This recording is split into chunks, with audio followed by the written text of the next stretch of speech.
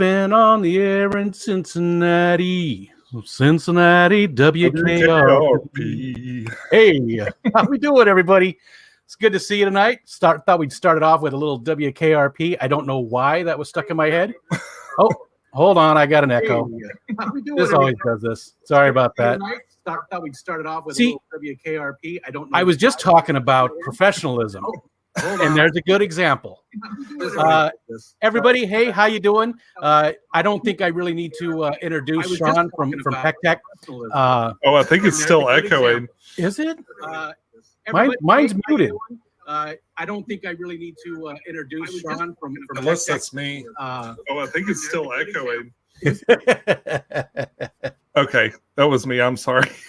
Damn it! I was talking about professionalism, and you went and blew it. I had pulled up the video to share it, and I guess it just started playing on here. I forgot I still had it up in the other window. Yeah, I'm glad you did that. That's awesome. I'm so happy you did that. Makes me feel a little bit better. I gotta tell you, I was anxious about doing this video once I saw you on with Ed and James, because you talked about how in depth you go when you were doing research for your current water change companion series that you're doing. And I do no prep to speak of. I maybe go do just a tiny bit of research on the person, and that's it. So I got a little anxious after watching that video and where you were describing, what you do, because this is fly by the seat of my pants. That's my entire channel. It's just, let's throw that up there and see what happens. Well, to start with, I certainly did do a lot of research like that. I don't know if I'll continue or I'll be able to. I want to branch out to some maybe smaller channels, and I don't mean that to diminish anyone either. I mean, obviously Joey and the other folks that I interviewed are like past. Joey's past 1 million subscribers, and the other people are well over 100,000 subscribers, and I can't remember what Corey's at, but he's got to be close, to 200,000 or 300,000 subscribers, maybe 1 million. I don't know, but the people like that, they're really easy to research because other people have interviewed them, like you're interviewing me. Yeah. And so I didn't, like, a lot of my research wasn't watching their videos. It was watching other people's interviews with them. Gotcha. And that kind of gave me an idea of how they would answer the basic questions. And some of the interviews were really good and some were kind of lame, Yeah. And I'm not calling anybody out or anything, but I think Corey got interviewed by this this young boy, and he actually asked him really good questions and stuff. And a couple of them was like, "Oh, I would have asked that too." But so I had to take his questions and just kind of like, okay, what's the next question after that? So yeah. It's funny, like Christopher thought, awesome guy. Yeah, he has a really entertaining channel. Yeah, it's one that I really, really enjoy. And so when I went to interview him, I had to watch a lot of his videos because he has only done maybe one interview. Yeah. And he is just he's not as deep into the community. I've never met him at a convention. I don't think he's ever been to a convention. And even in the interview, he says, I think you're like one of the first fish tubers I've really talked to for any length of time. Wow. He did an interview with, it used to be a gamer's wife. I think it's Girl Talks Fish. Yeah, yeah. Irene, right. Yeah. Awesome. She's a really sweet lady too. I've met her. Oh yeah, I'm jealous. She's awesome. I have a little crush on her. She's really nice. Anybody that will play board games is like instantly on my like list. Anyway, we got to have dinner. I think it was at Aquashella, and we ended up sitting next to each other and chatting some. And she's really, really fun, really nice person too. Is she on your list of people? I'm sorry. Keep going. Anyway, he did an interview with her, but I think she recorded the question and then he answered in the recording, gotcha. And then they went back. That's another way to do it. I've done that before too, but yeah, it's less interactive. Yeah. And I like the format that you're doing. And I get, like you said, you probably would get too too distracted by the live stream format to do it. The only reason I like the live stream format so much for those interviews is because we can pull in all the questions from the people in the chat, especially for a channel that's small like me. I mean, if it was, you know, any of those big YouTubers that you're interviewing, those guys, they have 1,000 people in their chats. That's a little harder to do. But when we've got, I don't know, what do we have here tonight? Let's see. We've got 27 now. We'll probably end up with about 40 to 50 people, you know, and that's very, very manageable, you know, so it's a lot easier to do it. Oh, and I want to say this before we get too much farther. For the people who haven't been here before or people who forgot, the first half hour, we don't really look at the chat at all. So if you've got questions or you're saying hi and stuff, I apologize. We just don't get to you. But the second half, we'll open it up and look at the chat and ask some questions and stuff. So, hey to everybody. I appreciate everybody being here. You know, I have a bunch of awesome followers. I mean, I don't have a lot, but the people that do come into all my streams, amazing people, every single one of them. They're just all awesome, and I appreciate every single one of them so much. All right, so that's good. You gotta be good to that audience. I just try to entertain, and I'm myself. I don't put on a persona, and that's where I want to go next. Is in your first series there, you spoke with Joey, and he asked you, how do you turn off your YouTube persona? And you said, I don't. This is me. Yeah. And I get why somebody like Joey has to have a persona at that level. I get that, but I don't know if it's just me. I can always sort of see through it. I always feel like it's a used car salesman who isn't very good at their job, and they're trying to be my best friend and sell me a car. I hate it. I don't like it. Not that I hate Joey. I'm not saying I hate Joey. I'm just saying.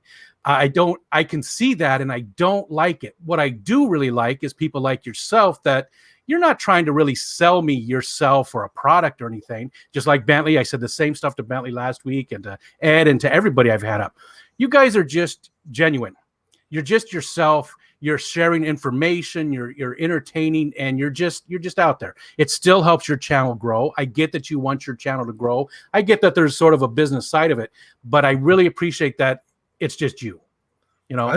I kind of took a note, like as far as genuineness goes and product reviews, and this is something I wanted to kind of clarify. And when I talked to Joey too, is that I took a beat from the board game community, because it became I'm a huge board game fanatic. Yeah.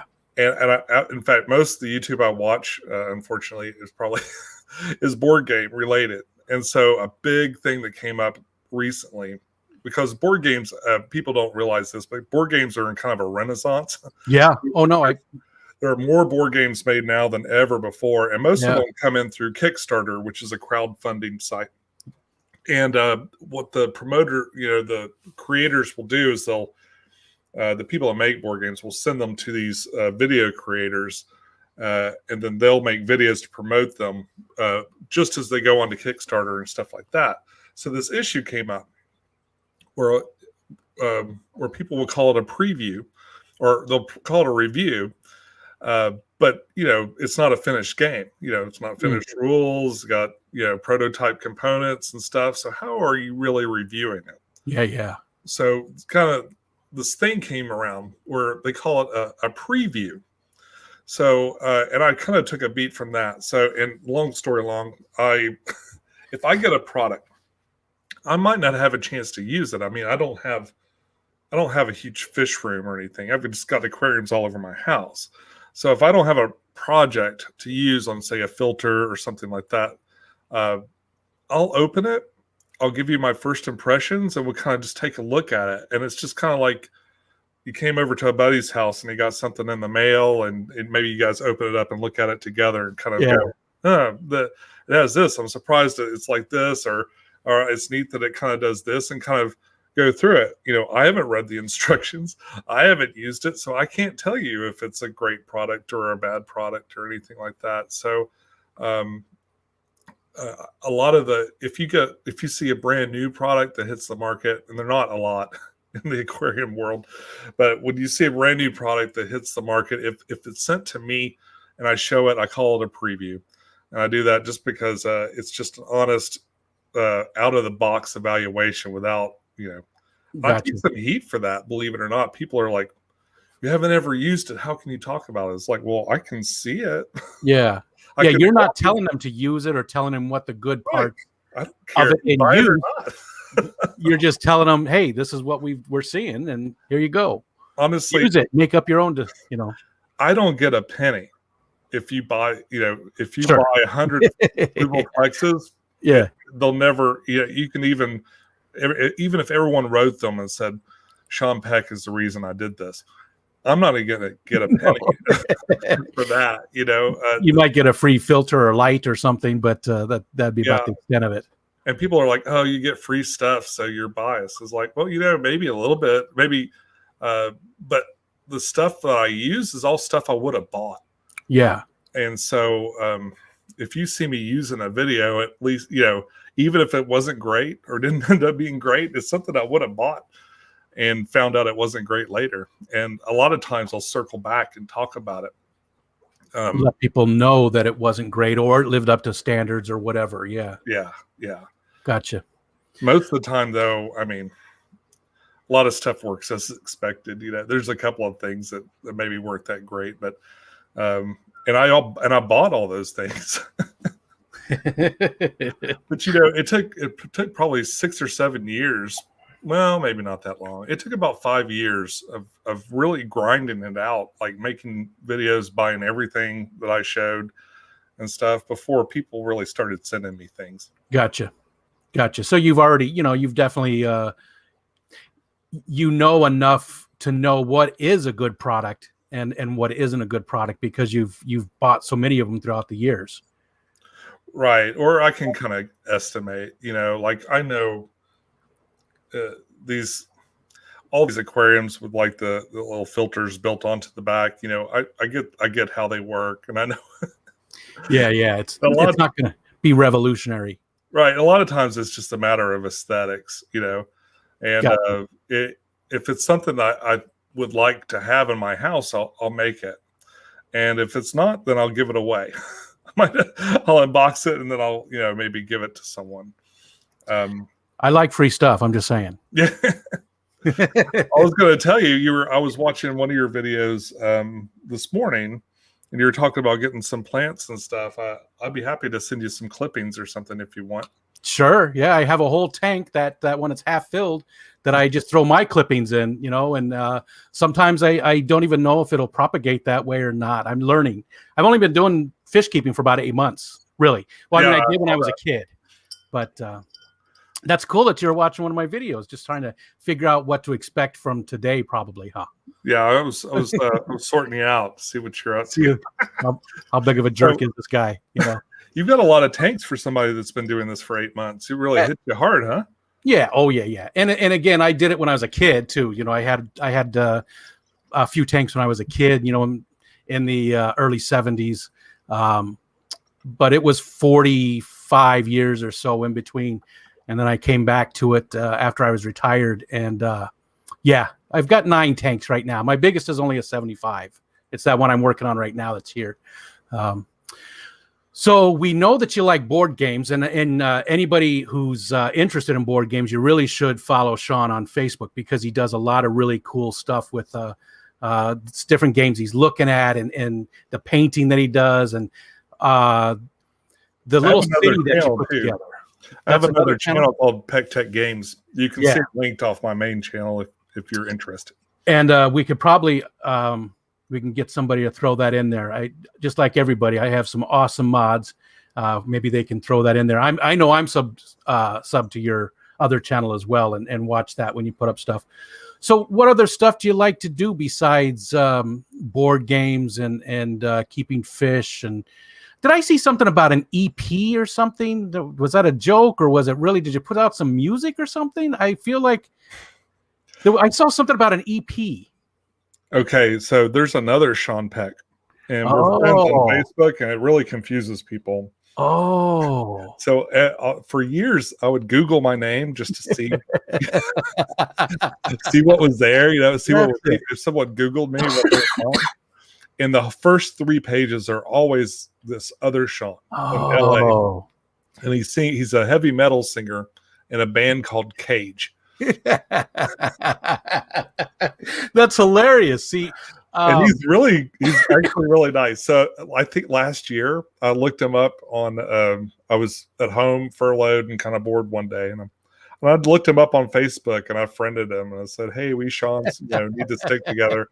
And we have a weirdly large amount of similar interest. And we talk back and forth all the time. It confuses my mother to no end. Confuse me to no end, because I see the guitars and stuff in a lot of your videos.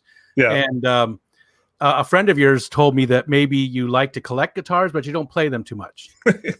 I tried. I took lessons for about 1.5 to 2 years, but I just can't. I can never. Probably didn't practice enough, but I didn't develop the calluses, and I could never get really the pressure to do it. Gotcha. The other thing is my teacher at the time. See, my wife and I and my daughter were all in this class with one teacher, together. And my daughter was way better than we were, and she kind of had to go on to another class because we were holding her back. Yeah.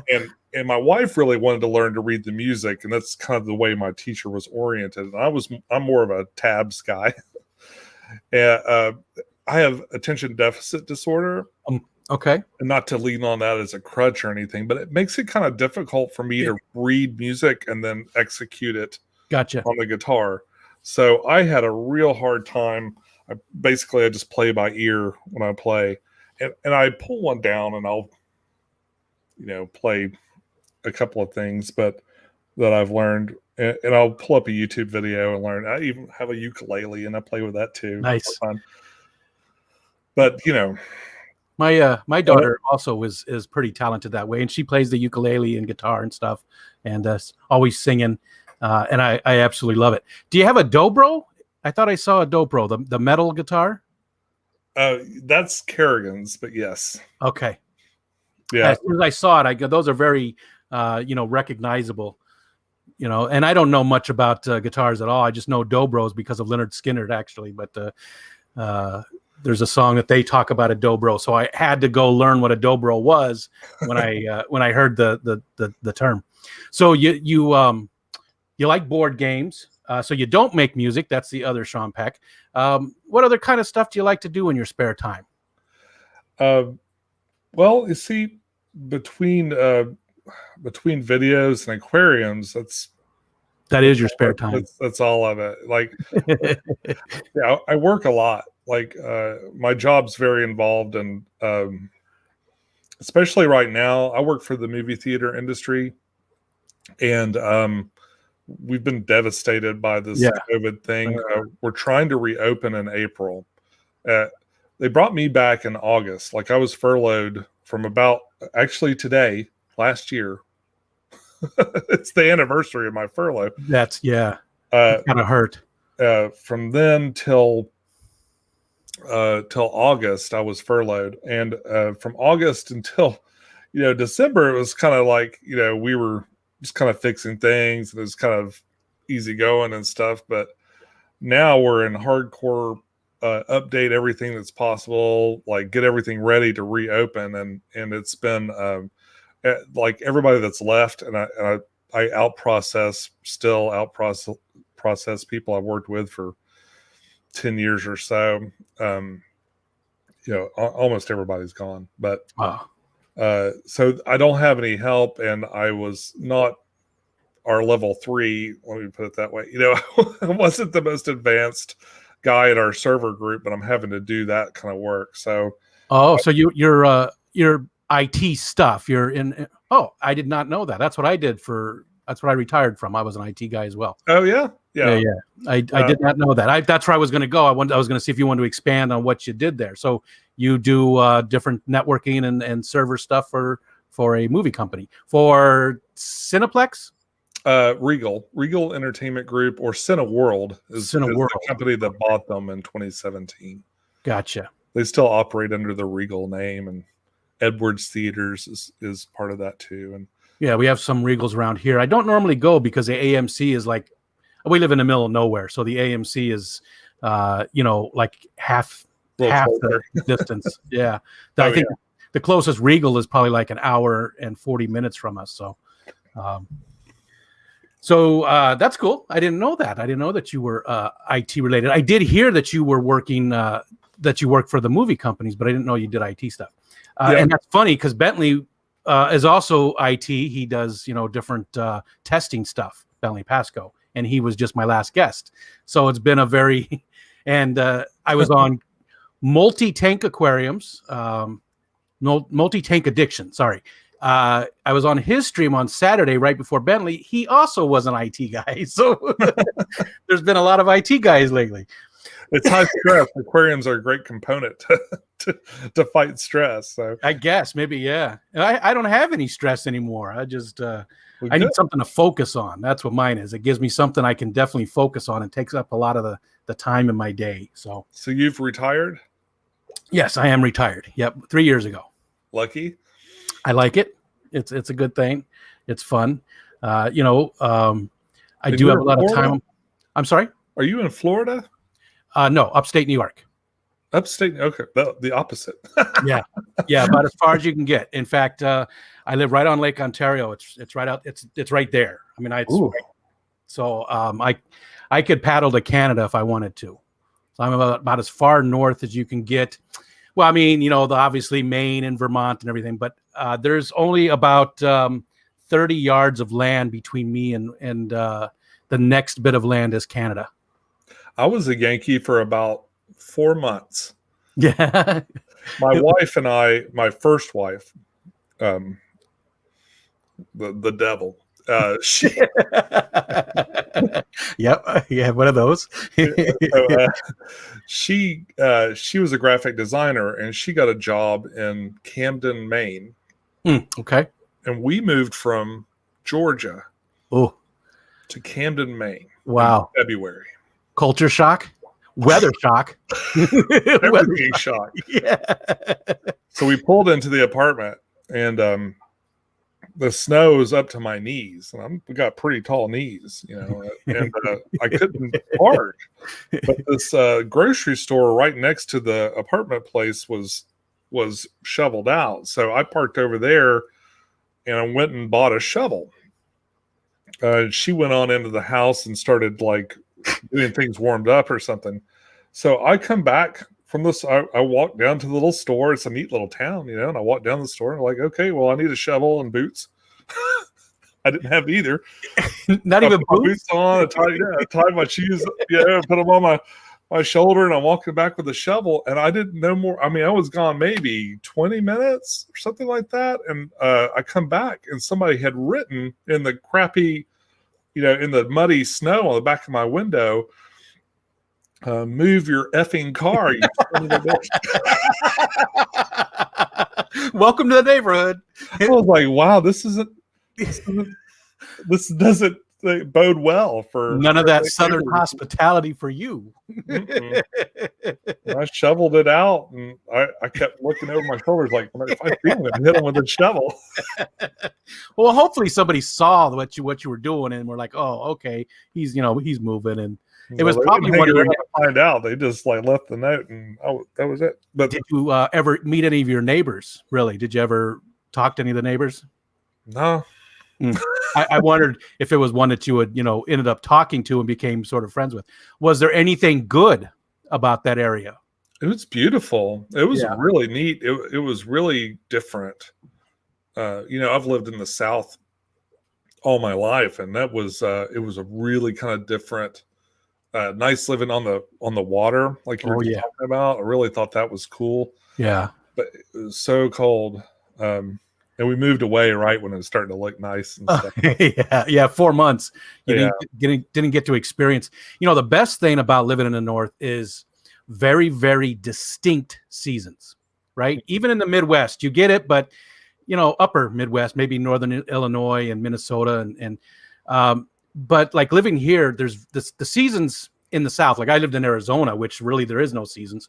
They're not as distinct. Right. Here, it is so different, and how you live your life is incredibly different based on the season. Even fall and summer and winter, even though winter and fall are so close, they're a lot alike. You live very differently, and it's sort of refreshing. It's sort of a refreshing thing. It's because you get tired of winter, right? And then all of a sudden, here comes the spring, and it's renewing. And then here comes the summer, and it's great. And then by the end of summer, you're like, it's hot. I want the next thing. Fall comes in, it's incredibly beautiful, and there's bonfires, and that's the cool thing about living in a place with those 4 distinct seasons in it. Yeah, Tennessee's pretty, like, it's sort of everything but winter. I mean, and when I was a kid, it would get really cold, and we get snow every year and stuff. And it seems like, the past decade or so, it's been super mild. We still have a pretty decent fall. It gets nice and chilly and crispy and stuff, and a nice hot humid summer, and spring's pretty obvious and stuff. But the winter's like kind of diminished. Which I guess is good, because winter is the one that sucks the most. That's the worst one. So that's okay if it's gone. If I was going to ditch one season, it would that's probably be that. So you said you went from Georgia. So you're in Tennessee now. Have you lived most of your life in Tennessee, or? Oh yes. Yeah. I went to school for photography in Atlanta, Georgia. And that's where I met my first wife. And then we moved to, I went to school for photography, and she went to school for graphic design.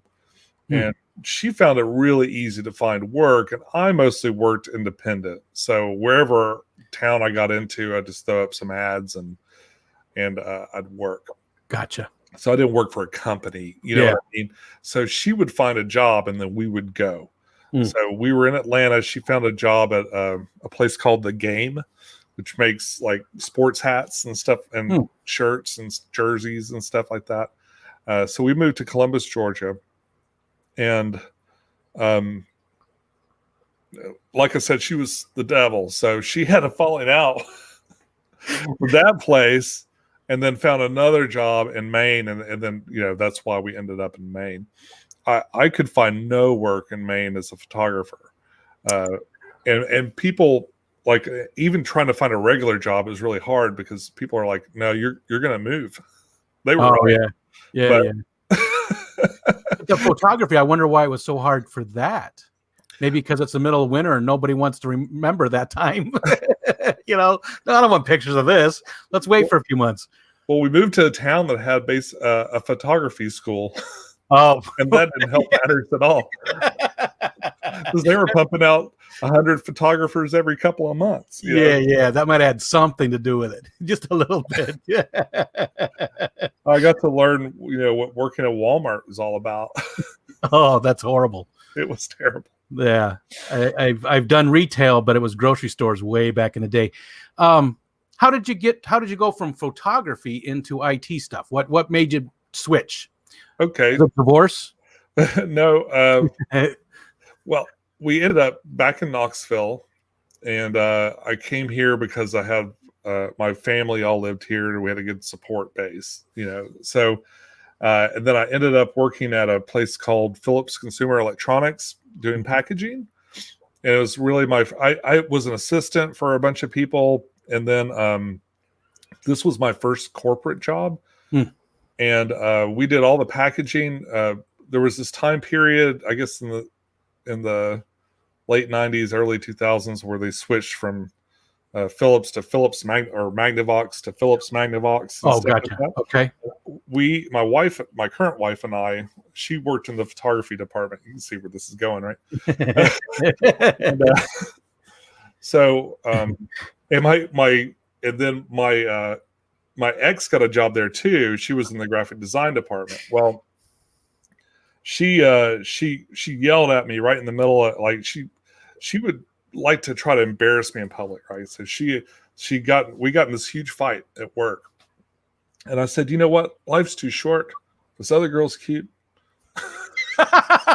And did you really say that? I mean, I left her that minute. I said, okay, wow. I don't want therapy. I don't want I don't want to talk about it anymore. Yeah. I want you to pack your stuff and go.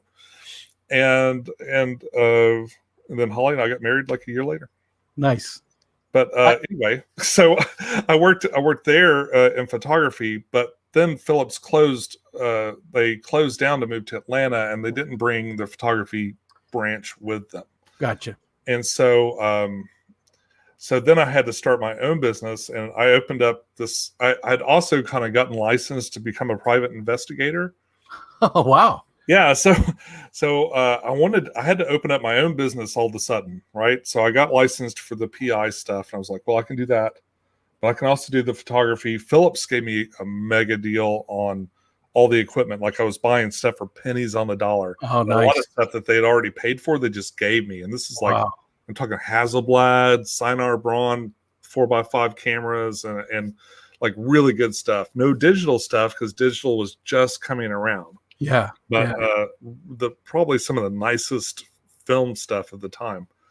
And so what happened is I opened a company. I called it Southern Exposure because it could kind of go either way. Gotcha. And we did, and for a while it was like mostly photography. We were getting catalog jobs and still some stuff from Phillips, like from some of the branches that could still needed help. And from we were starting to pull in catalogs from other places, and then 9/11 happened. Mm.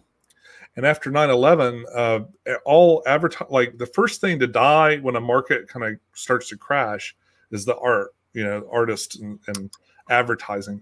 Yeah.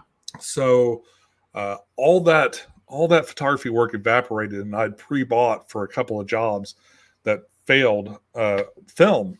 And back like now, people don't really even think about film, but at the time, I made an investment of probably many thousands of dollars. Yeah. Just sitting in my freezer with no project to use it on.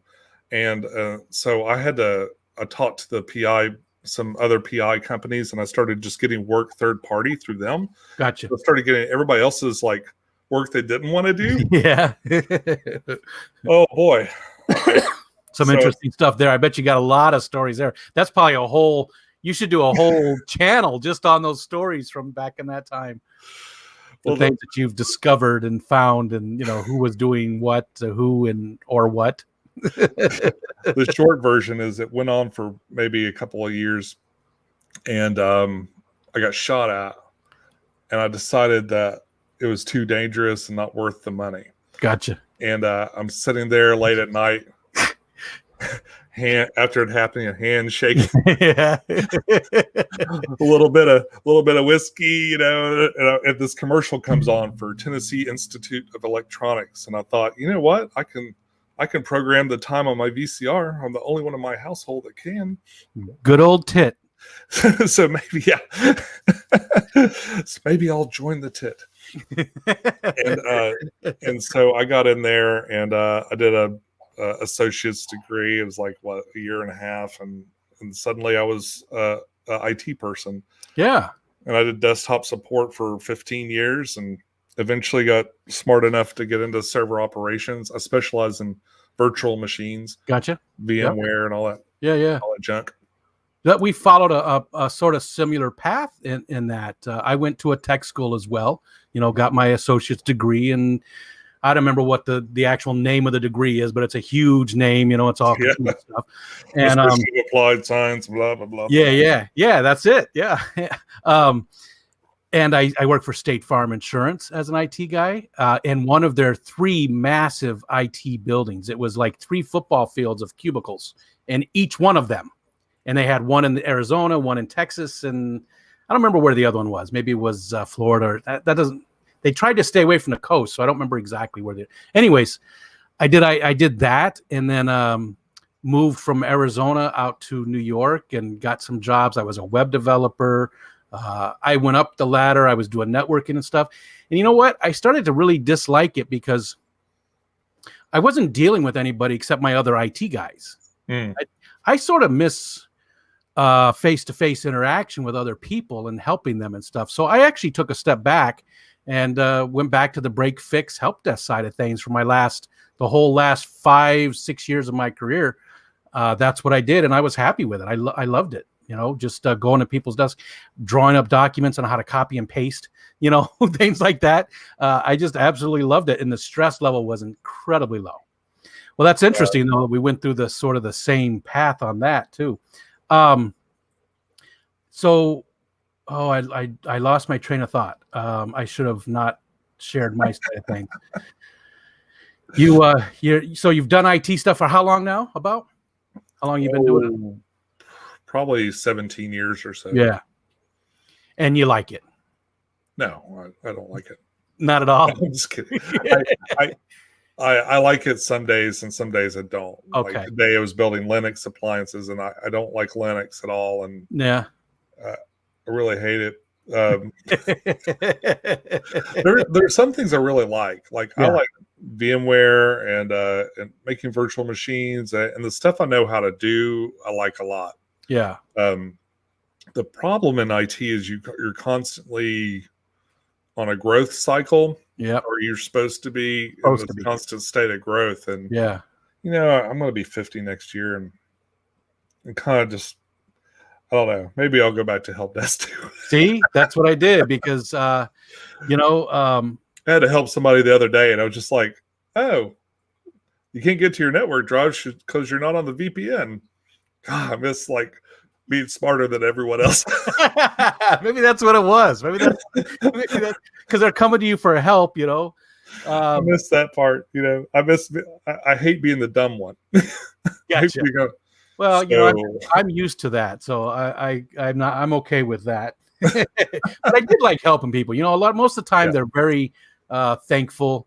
Not always. Sometimes they blame you because they don't remember their password for their personal email at home, and you're supposed to help them somehow. But it's a fun environment to work in. The other people that I usually work with had the same types of likes as far as geek culture and stuff. Like Ed and I do a stream every Monday night about comic books and stuff. Cool. Just geek culture in general. And IT is definitely filled with geeks. Yeah, a lot of fun stuff. I've had a lot of really fun coworkers over the years and stuff, and we've all always gotten along really well. Yeah, I do miss that. When I retired, I definitely missed where I used to work, and I had my last boss. He was the director of IT. I worked for a local county government in the IT department, and my last boss was just so laid back and mellow. I would go down to his office every day. My office was actually up on the 3rd floor with huge windows. I wasn't even in the IT department because I supported the human services department, the people who dealt with food stamps and all of that kind of stuff. Right. So my office was actually 3rd floor with huge windows right next to a balcony area. I mean, it was amazing for an IT guy. Yeah. But I go down to his office every day, and for like the first hour and a half of the day, we'd sit there and just talk about nothing. But he's the boss, so it's okay. You don't have to worry about it. So yeah, I definitely miss hanging out with everybody. And YouTube has sort of taken that up a little bit for me as a retired person. I mean, I have a great community of people that I interact with. The Fish family is awesome. I haven't got to go to any conventions, like I was listening with you and Joey, talking about the conventions and stuff. So I missed that part of it, but great community. Pretty neat. There's some not too far from you. I don't get out much. Maybe once all this goes away in public like that. I mean, it's okay if you don't. I don't. Not anymore. I also have a chronic autoimmune disease, and I was just talking about this last night. Some days it's hard to walk, so that also plays into a little bit. It's embarrassing to use a cane. It's embarrassing when you're barely struggling to walk and everybody's zipping by you and stuff, and it's just not. It's not fun. See that. Yeah. And that's a good segue because I know you had some health scares. Was it about a year ago? Yeah. And how has that worked out for you? I mean, what exactly happened? Do you want to talk about that, or is it too personal? Yeah. What exactly happened, and how are you doing with that? I lived. Yeah, I've noticed that part. At least, you could be a zombie, I guess, but you're doing very well. You're very articulate for a zombie. So I had a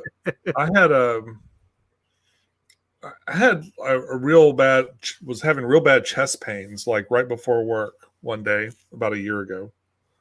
And it was worse than I had had like weird thing, like I knew I had high blood pressure, and I knew I had, and occasionally, maybe I'd feel something and wonder if, I was having a problem.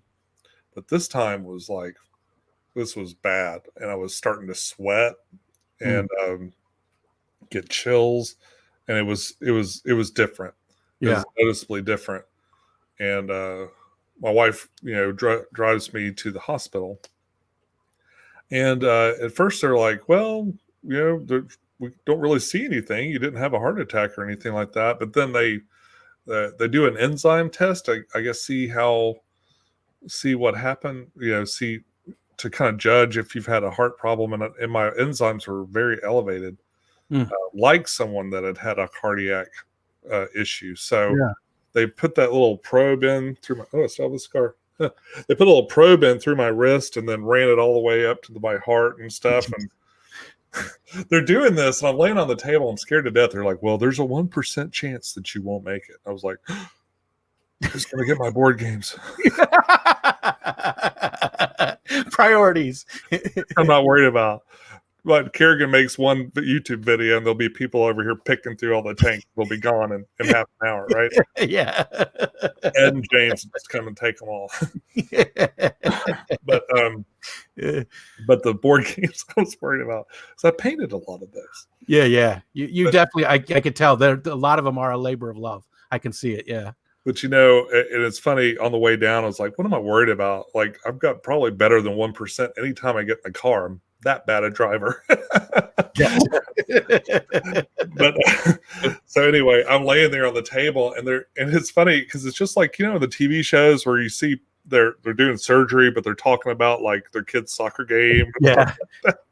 It was just like that. Yeah, it was just like that. This lady talking about her son, and she's like, and she was saying something about it's like, oh well, he's always hanging out with these people and stuff, and kind of going the wrong way, and then I started giving her advice.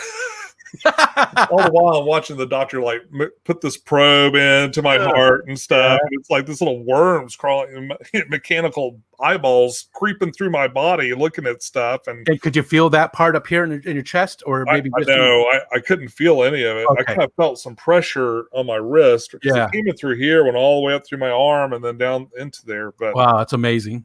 Yeah, it's crazy technology. And they wouldn't give me the video. That'd be cool. Oh yeah, I would love that. It'd be like what was that movie where they shrunk down into a little, I mean, they've done it in TV shows too, but the Fantastic Inner Space. No, I was thinking about the older one, but yeah, that's a good one too. That one's actually funny. Was it Fantastic Voyage? Oh yeah, maybe. That was older, where they they were the same idea though. They put them in a little submarine and they went through the body and stuff. I knew about that one, but I never saw that one. It's interesting too that you and Ed were both photographers. Not. I mean, it's not like those were rare, but it is sort of strange that you both owned photography businesses. Yeah.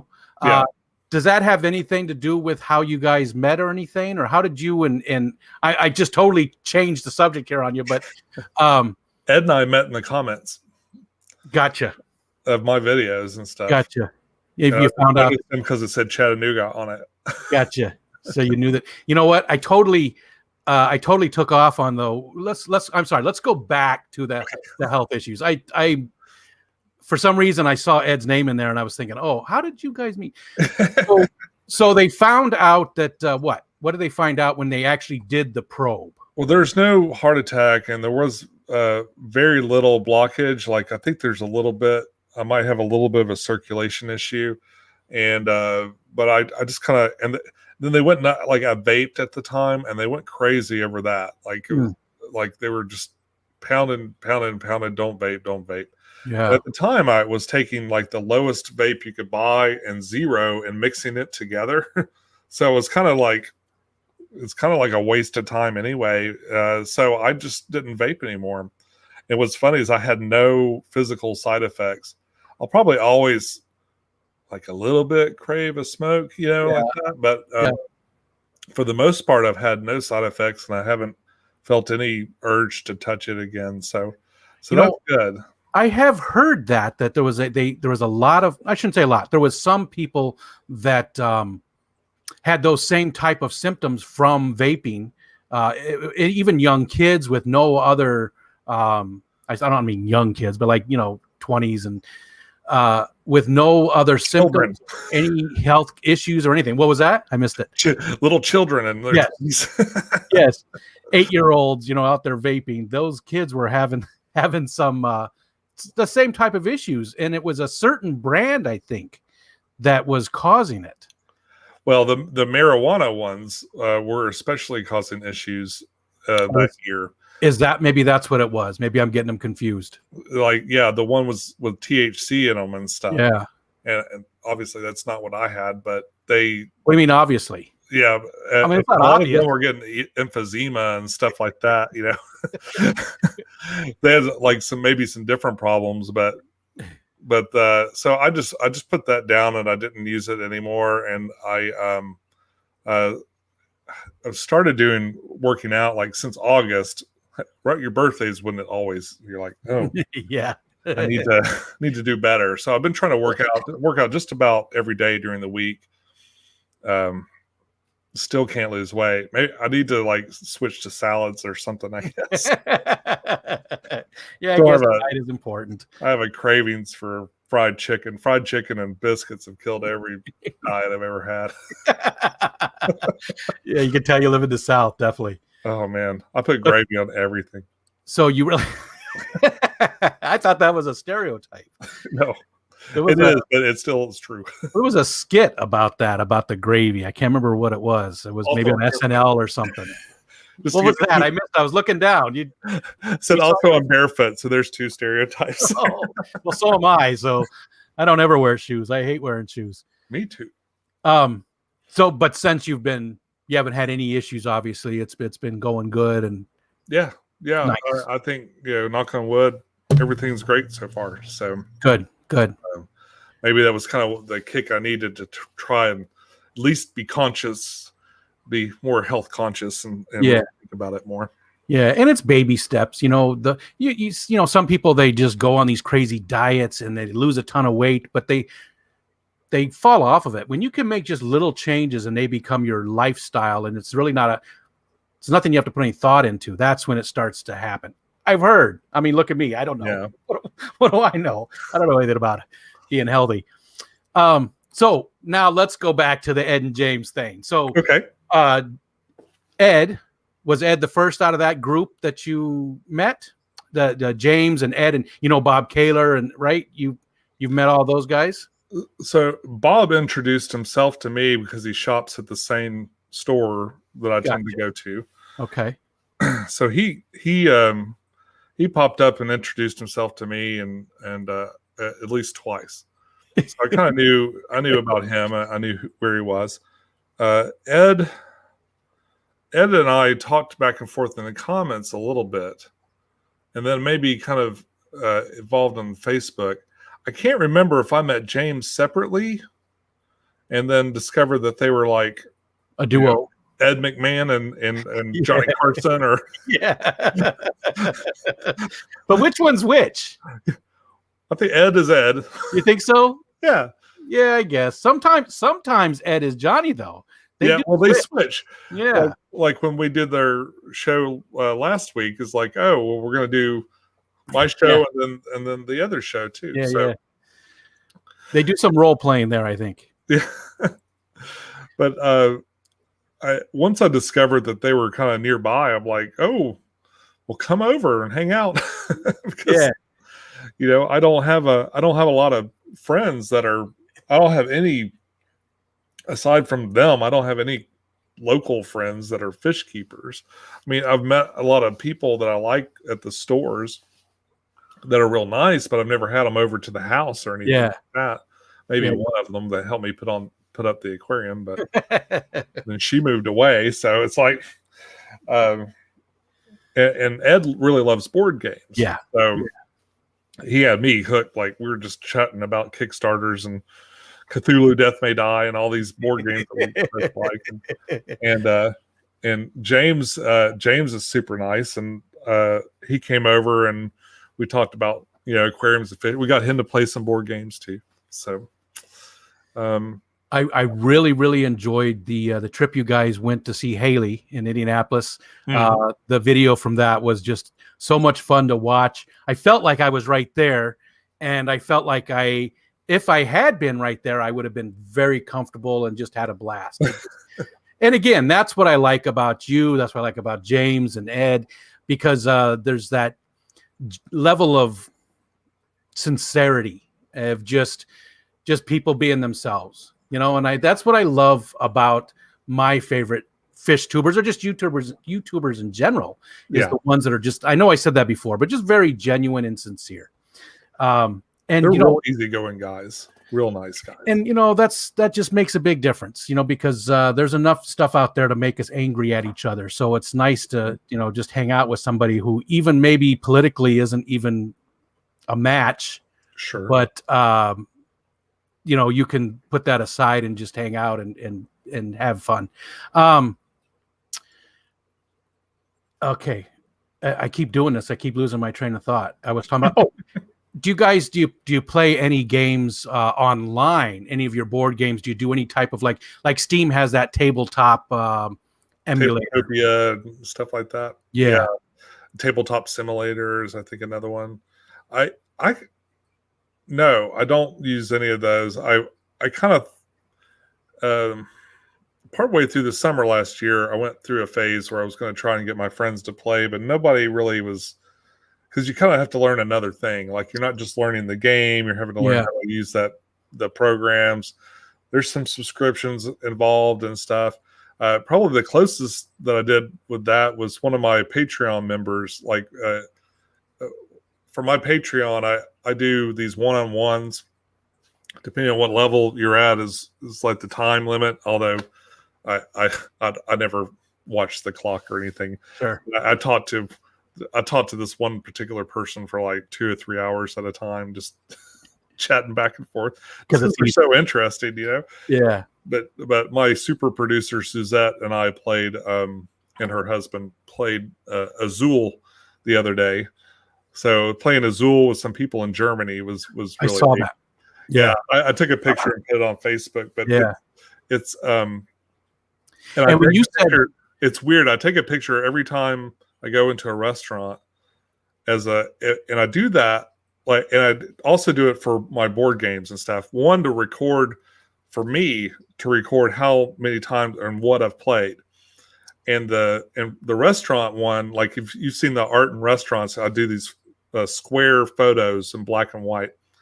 And I do that because it was kind of a project to force myself to be creative and think in terms of photography and stuff like that. So and I have a lot of weird little idiosyncrasies. You've kept that I wouldn't say hobby. You've kept up that. You still do that today. Yeah, that sort of exercise and creativity. Yeah. You know who Patton Oswalt is? Yeah. His brother, funny guy too, does something a little bit like that. He goes to old liquor stores and takes pictures of them outside, and he made a coffee table book out of it that's like crazy popular. But the pictures are amazing, and these are all very, very old liquor stores with these very, intricate signs and stuff that, stores from like the 50s and 60s, just really old ones. But he made an incredible book. I can't remember what his first name is. I want to say Matthew. I can't remember, but yeah, Patton Oswalt's brother. Really cool. I think you'd like it if you saw it, because it's the same sort of thing, like what you're just talking about. I want to make a calendar. I'm always like, oh, well, damn. A few months in now. Yeah. Calendar wouldn't make sense to release at this point. Well, you could do a weird one and start it off in like July or something, Maybe somebody, I got to get a calendar, but they're all sold out already. They're already gone. You can't find one unless you go to the discount calendar store, and there you go. You got a July and then the whole next year, give them a bonus. I would love to play a game online sometime. Ed and I have talked about it. I like board games. I don't play a lot these days because I don't have anybody to play with, but I used to play, D&D back in the day. And we played like Talisman and, all the main ones too, the Monopoly and all that kind of stuff. But Sure. yeah, if we could pull something like that together, I would definitely be interested in playing something like that sometime. I'll have to figure something out. Yeah, we Ed was talking about maybe we do some kind of camera down, and we all have a version of the game. Not a digital version, but an analog version, and we all have our cameras pointing down so we can see. And I don't know, we can figure something out. Azul was pretty easy to do. I don't know if you've ever played Azul, but I have not. And when you said you're executive producer in that post on Facebook, I thought you were working with the person who made the game. And you were like, very fancy, but no. They were. I thought these were German people who had made the game, and you were working with them to sort of help them. Just a test playthrough. That's what it was in my mind. I didn't realize your executive producer was, somebody who your executive Patreon videos. Yeah. She's been she's that person at the end of my Patreon or the end of my videos in the credits every week. She's actually in there. Yeah, I do credits. I do a list of Patreons, and then at the very end, I'll say executive producers and people that give either one-time donations above $10 or monthly donations at the $25. I make them executive producers. Oh, gotcha. I must have missed something there in this stream. Like I said, I'm trying not to look at it, but we are about halfway through, so now is probably a good time. Let me think. Was there anything else I wanted to bring up? I touched on, being sincere. We know that you are. How long have you been married now? About 25 years. Wow. Okay. So, in your first marriage lasted about a year and a half. Man, we have so much in common. That's almost identical. And you had no kids from the first marriage? No. Good. No, I started faking it about 6 months in. Yeah. Yeah. You didn't think you're going to get to see Sean's O face today, did you? Pretty scary. You won't be able to unsee it. Same here, though. I was married. This is my second time. I've been married for 30 years. And I did it right the second time. Yes. And I've got 3 kids. My oldest is 30, doesn't live too far from home, and 2 of my adult children do live at home still for now, but they're both college students. Okay. So, my daughter, I have one daughter, and she's going to be 21 next month. Nice. So are you going to take her out for drinks? She said she wants to go to a beer garden. Yeah. We're not really heavy drinkers and stuff. In fact, I usually drink before a live stream. I didn't have any today. Uh-oh. It's not far. I can reach for it. You're not going to start throwing stuff or anything, are you? You're not going to. It'd be a great thumbnail, though. Yeah, it would. I do like the one that you did with Joey for one of the shorts. Yeah, perfect, right there. For one of the shorts when you had him going, Yeah. And you were like, right at the end, right when we were about to close out, I was like, I need some dramatic thumbnails, because he's always doing the clickbait. He's a very shameless clickbaiter. He said that, yeah, and it's something that bothers me actually, but that's me. He's doing his thing and he's awesome. I mean, it bugs me too. Like, I hate it. Yeah, really, really hate it. But I cannot deny, power. Yeah, I've done exactly 2 experiments with clickbait. One, I did one called "It's Time to Give Up," and the clickbait was mostly the title, and or something about giving up. And I watched your second one. Yeah, and the other one was the Corey. Yeah, I'm sorry, Corey. I'm sorry, Corey. Yeah. Damn, 11,000 views. That's, for me, that was a huge amount. That was the most views I got on any single video the whole year. Wow. Well, no, that wasn't. I have some old videos that people watch and watch and watch and watch, and they do better than everything else. Like, in my top 10 is always these videos that I did like 5 years ago. Wow. But for a new video that released last year, that did better than anything. And why do you think those older ones do so well? Is it just the content you were covering? What do you think it is that makes those stand out? People find me because of the product-oriented videos. Gotcha. So the Fluval Flex. Right now, the Fluval Flex does better than all my videos. Like, there's one where I set one up on Christmas Eve, God, I don't know when that was. Several years ago, they sent me one. So they sent me and John from KG Tropicals these tanks at the same time, and I was in sort of an unofficial race to try to be the first setup video for it. He did a live stream where he kind of unboxed it and stuff, and the very next morning is like I was still had to work, so I couldn't do it, right? But the very next morning was Christmas Eve, and so I woke up early Christmas Eve. And I kind of regret not spending more time with my family. but this particular video has paid for so many things. But I woke up early Christmas Eve, and I literally did the whole thing. Like I shot the video, I set up the aquarium at the same time. That's hard to do at the same time. And I put a bunch of filter floss in the back of it because it's foggy when you fill it up, right? Yeah. I put a bunch of filter floss in the back of it. We went over to my parents' house to do the Christmas Eve tradition that we open presents and do stuff over there. Came back home, filmed the end of the video, and edited it until probably, like 2 a.m. or something, and then put it up for Christmas Day. So the combination of it was a brand new product. I'd never heard of it before. I'd never seen one before. Yeah. It was a brand new product. I managed to get a decent photograph of it for a thumbnail. And I did a pretty good job aquascaping it and talking about it and stuff. And to this day, it's still one of my number one videos. Wow. When it gets closer to spring, like about now, I have a pond video that I made. And I'm not known for ponds at all, right? But I have this pond video, and it creeps up to the top 10 about this time of year. Huh. And how long ago was that? That was about the same time. It's even older. It's even older than the other one. So, but that's good though. It's great content, and that lasts throughout the years. That's awesome. Real simple how-to, and it's still relevant. I mean, you can't find maybe some of the particular products here and there, but I mean, it all is still kind of similar. You can find similar things at least. Yeah.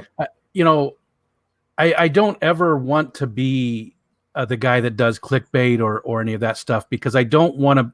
The only reason I even do this is because it's the only way that I can really give back. I mean, I do my super chats in the channels and stuff with the live streams, but I've learned so much so quickly from the fish fam that this is the only way that I have to give back. And usually I don't get channels of your caliber size wise. Most of my, Bentley's up there with you, I think, but most of my channels are that come on are a little bit smaller.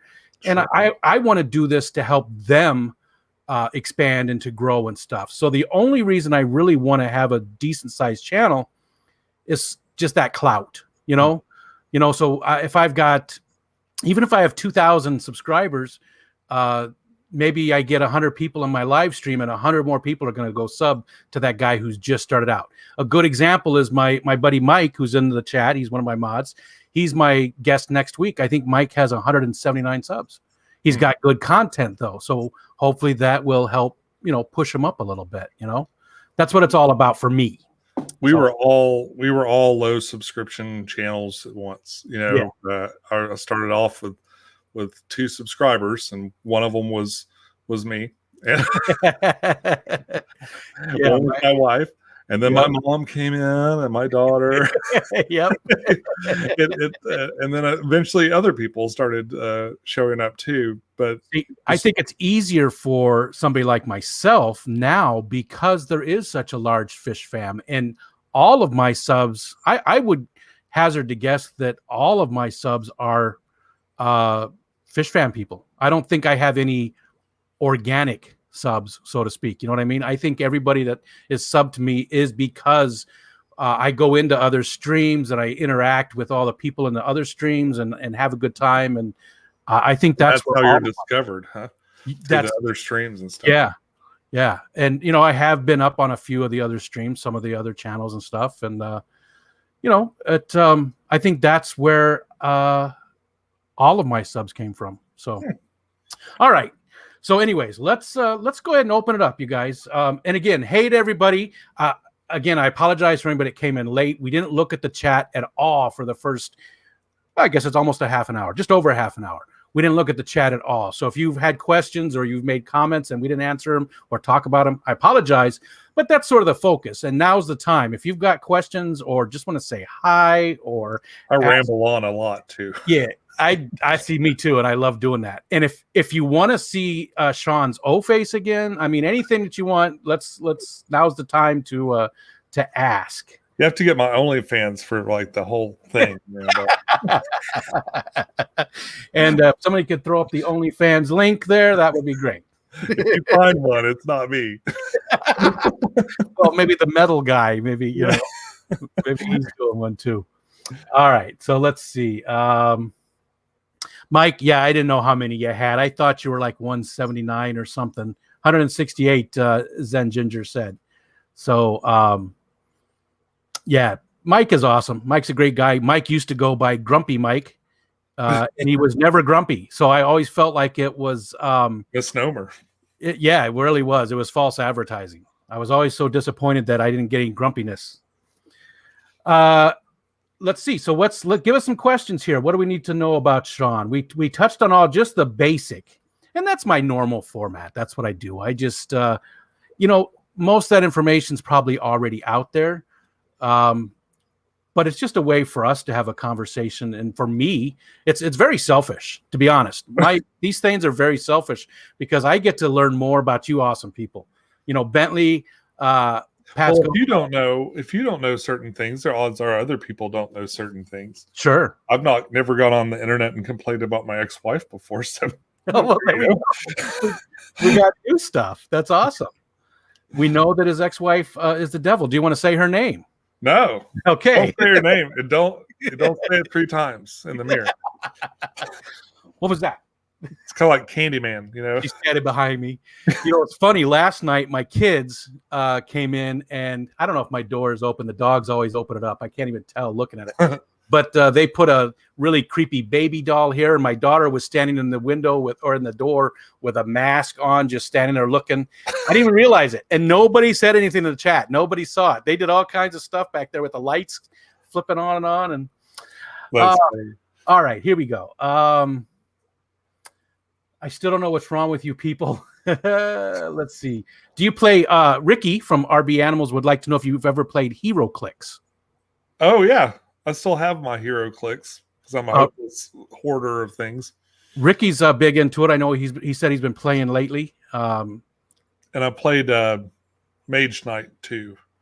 Is that related? I think they have the same kind of clicking base like Gotcha. WizKids product. And Ricky, we had talked about that, and I actually did find the one that I had. It was like a Star Wars. It wasn't the AT-AT, but it was the smaller one. It's got a stormtrooper sitting on it. Oh, and Ricky, I still owe you that box of Batman figures. My son was supposed to find it, and I don't think he did, so I'll have to get back with him. Paul Sotero would like to know, what's your next water project? Let's see. You know, I'm actually my next project that I have. I don't know is the short answer. Well, okay, I kind of do. Like, there's something I've had in the back of my head. I'm going to go through to tanks like this one that have been up for a little while, but could use a little TLC and just kind of like go in and work on them some and just kind of talk about tanks that have been around. Like this one's been going for 3 or 4 years, I think. Was it that long? 2017. You put the date on it, huh? When you set it up? Well, I first set it up in a contest.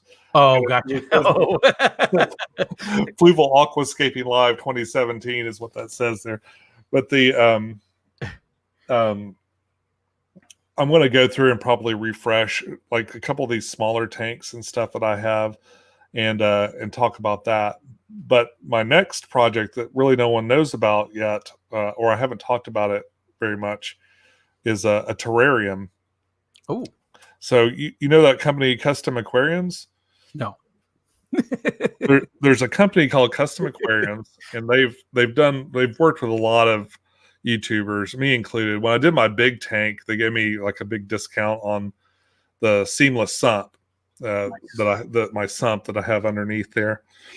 They also, and I've known the people there for a long time. I made a couple of videos about them. I met them at a convention, the Aquatic Experience, and I think it's in 2016. Actually, is when I first started talking to them. Anyway, so I was working. This is like probably early January, and I was working. I've been working real hard at work, and then I got an email from one of them, and they said that, well, we want you to participate in this terrarium challenge, and you'll get this terrarium, and you'll get a $200 gift certificate to Josh's Frogs, which I'd never heard of, but it's huge apparently, and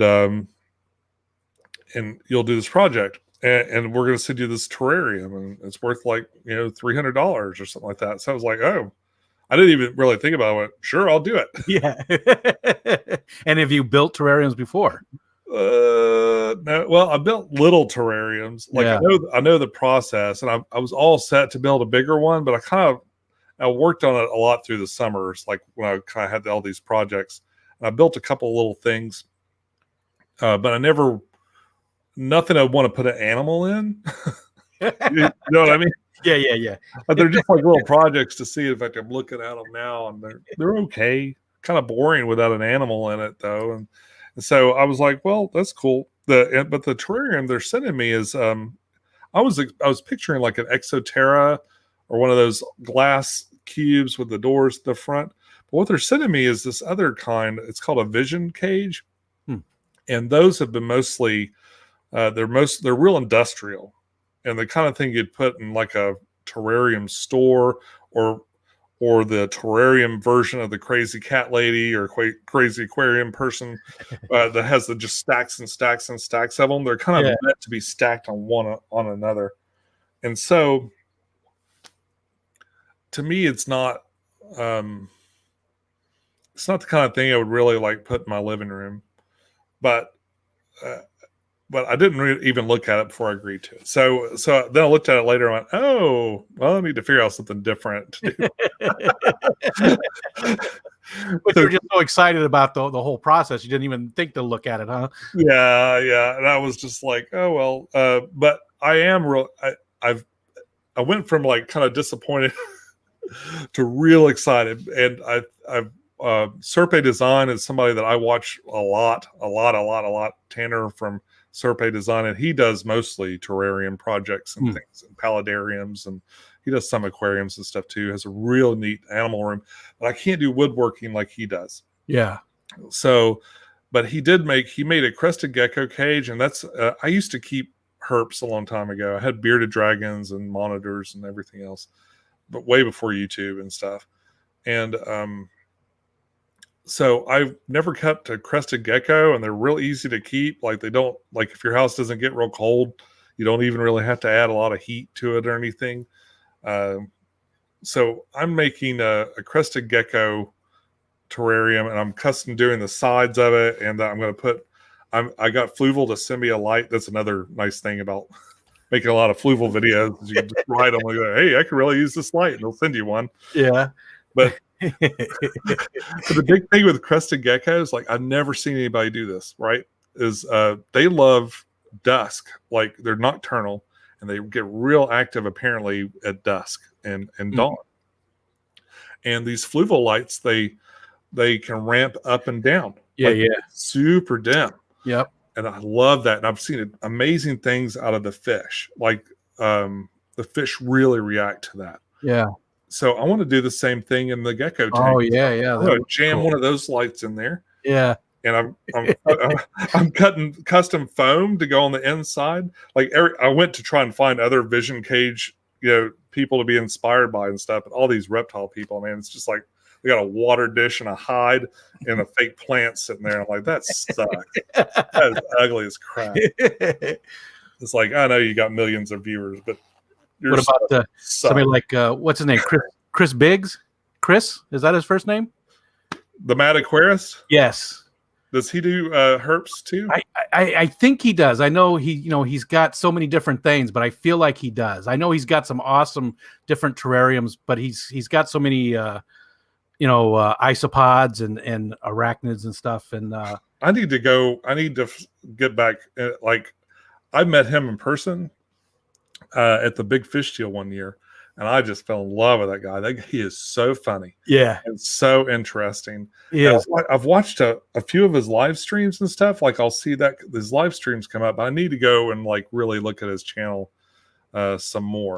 I love watching his stuff, and I don't even keep any isopods or any of the extra stuff. It's just, hey, everybody, it's Big. He's almost like I feel like I'm getting ready to watch SpongeBob. Are you ready, kids? He's just so flamboyant. No, that's not the word. He's the mad aquarist. He's got a good energy level. He does, and an infectious laughter. Yeah. He told me some of just the funniest stories. I can't say them here, but he told me some really funny stories. He says some pretty funny stuff on his live streams too. I mean, they're just always fun to watch. And what I don't get though is his live streams don't usually have a ton of people in there, and I'm just surprised because they're hilarious. So if you ever get a chance, anybody, and maybe somebody could throw in his link if they haven't already, they might have already done that. But Chris is right at the top of my list. If I continue doing interviews and stuff, he's right there at the Big top M. of my list. He did. All right, so let's get back there. So you so it's going to be a terrarium is your next big project. Yeah, it's a terrarium with a lot of tech. Kind of not so pretty on the outside, maybe. I guess I don't want to piss off custom aquariums or custom cages or whatever, but it's going to be really neat. It's going to be a neat project. I think other people would like it, even if you just keep fish. I think your steampunk aquarium. Yeah, do you still have stuff in that today? Yeah, the light just went out on it, unfortunately. Just a second before you mentioned it. Oh, gotcha. Is it back there? I couldn't see it. Oh, Oh, okay. Yeah. Here, let's do this. Let's see if I can turn it off. Let's do this. You're pretty. You're pretty. That thing, if you haven't seen that, guys, that thing is so cool. And the videos on it too are very cool. So if you get a chance, go check those out. It just I feel like you'd see that like in the sub, with Captain Nemo, it just got that vibe to it, like a Jules Verne thing. See how far my camera goes. Yeah. So the top of it, can you still hear me? Yeah. So the top of it has a oh gosh, my microphone's wandering away. Wait. Okay. The top of it has plants in there that grow on wabi-kusa balls, and that's the filter. There's a little pump that you can't see down inside of there that pumps it straight up, and you can kind of see the water. Coming out like right over here, and then it drains over on the other side. And inside of here we have coolie loaches. Let's see if you can see that. I've got about 5 coolie loaches in there and an Endler's live bear in there, and they love to run around. It's pretty much a zero water change aquarium too. I do test it periodically, but the water's always perfectly balanced. So it's been great. That thing is so awesome. I mean, have you won anything with that? Have you entered it in contests?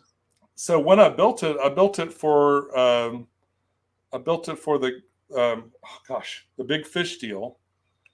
I can't remember what year it was, but I won. Is that the one in New York? The Big Fish Deal? It's near Washington. Oh, okay. Not the one. It won 3 ribbons. I don't remember specifically what the ribbons were for.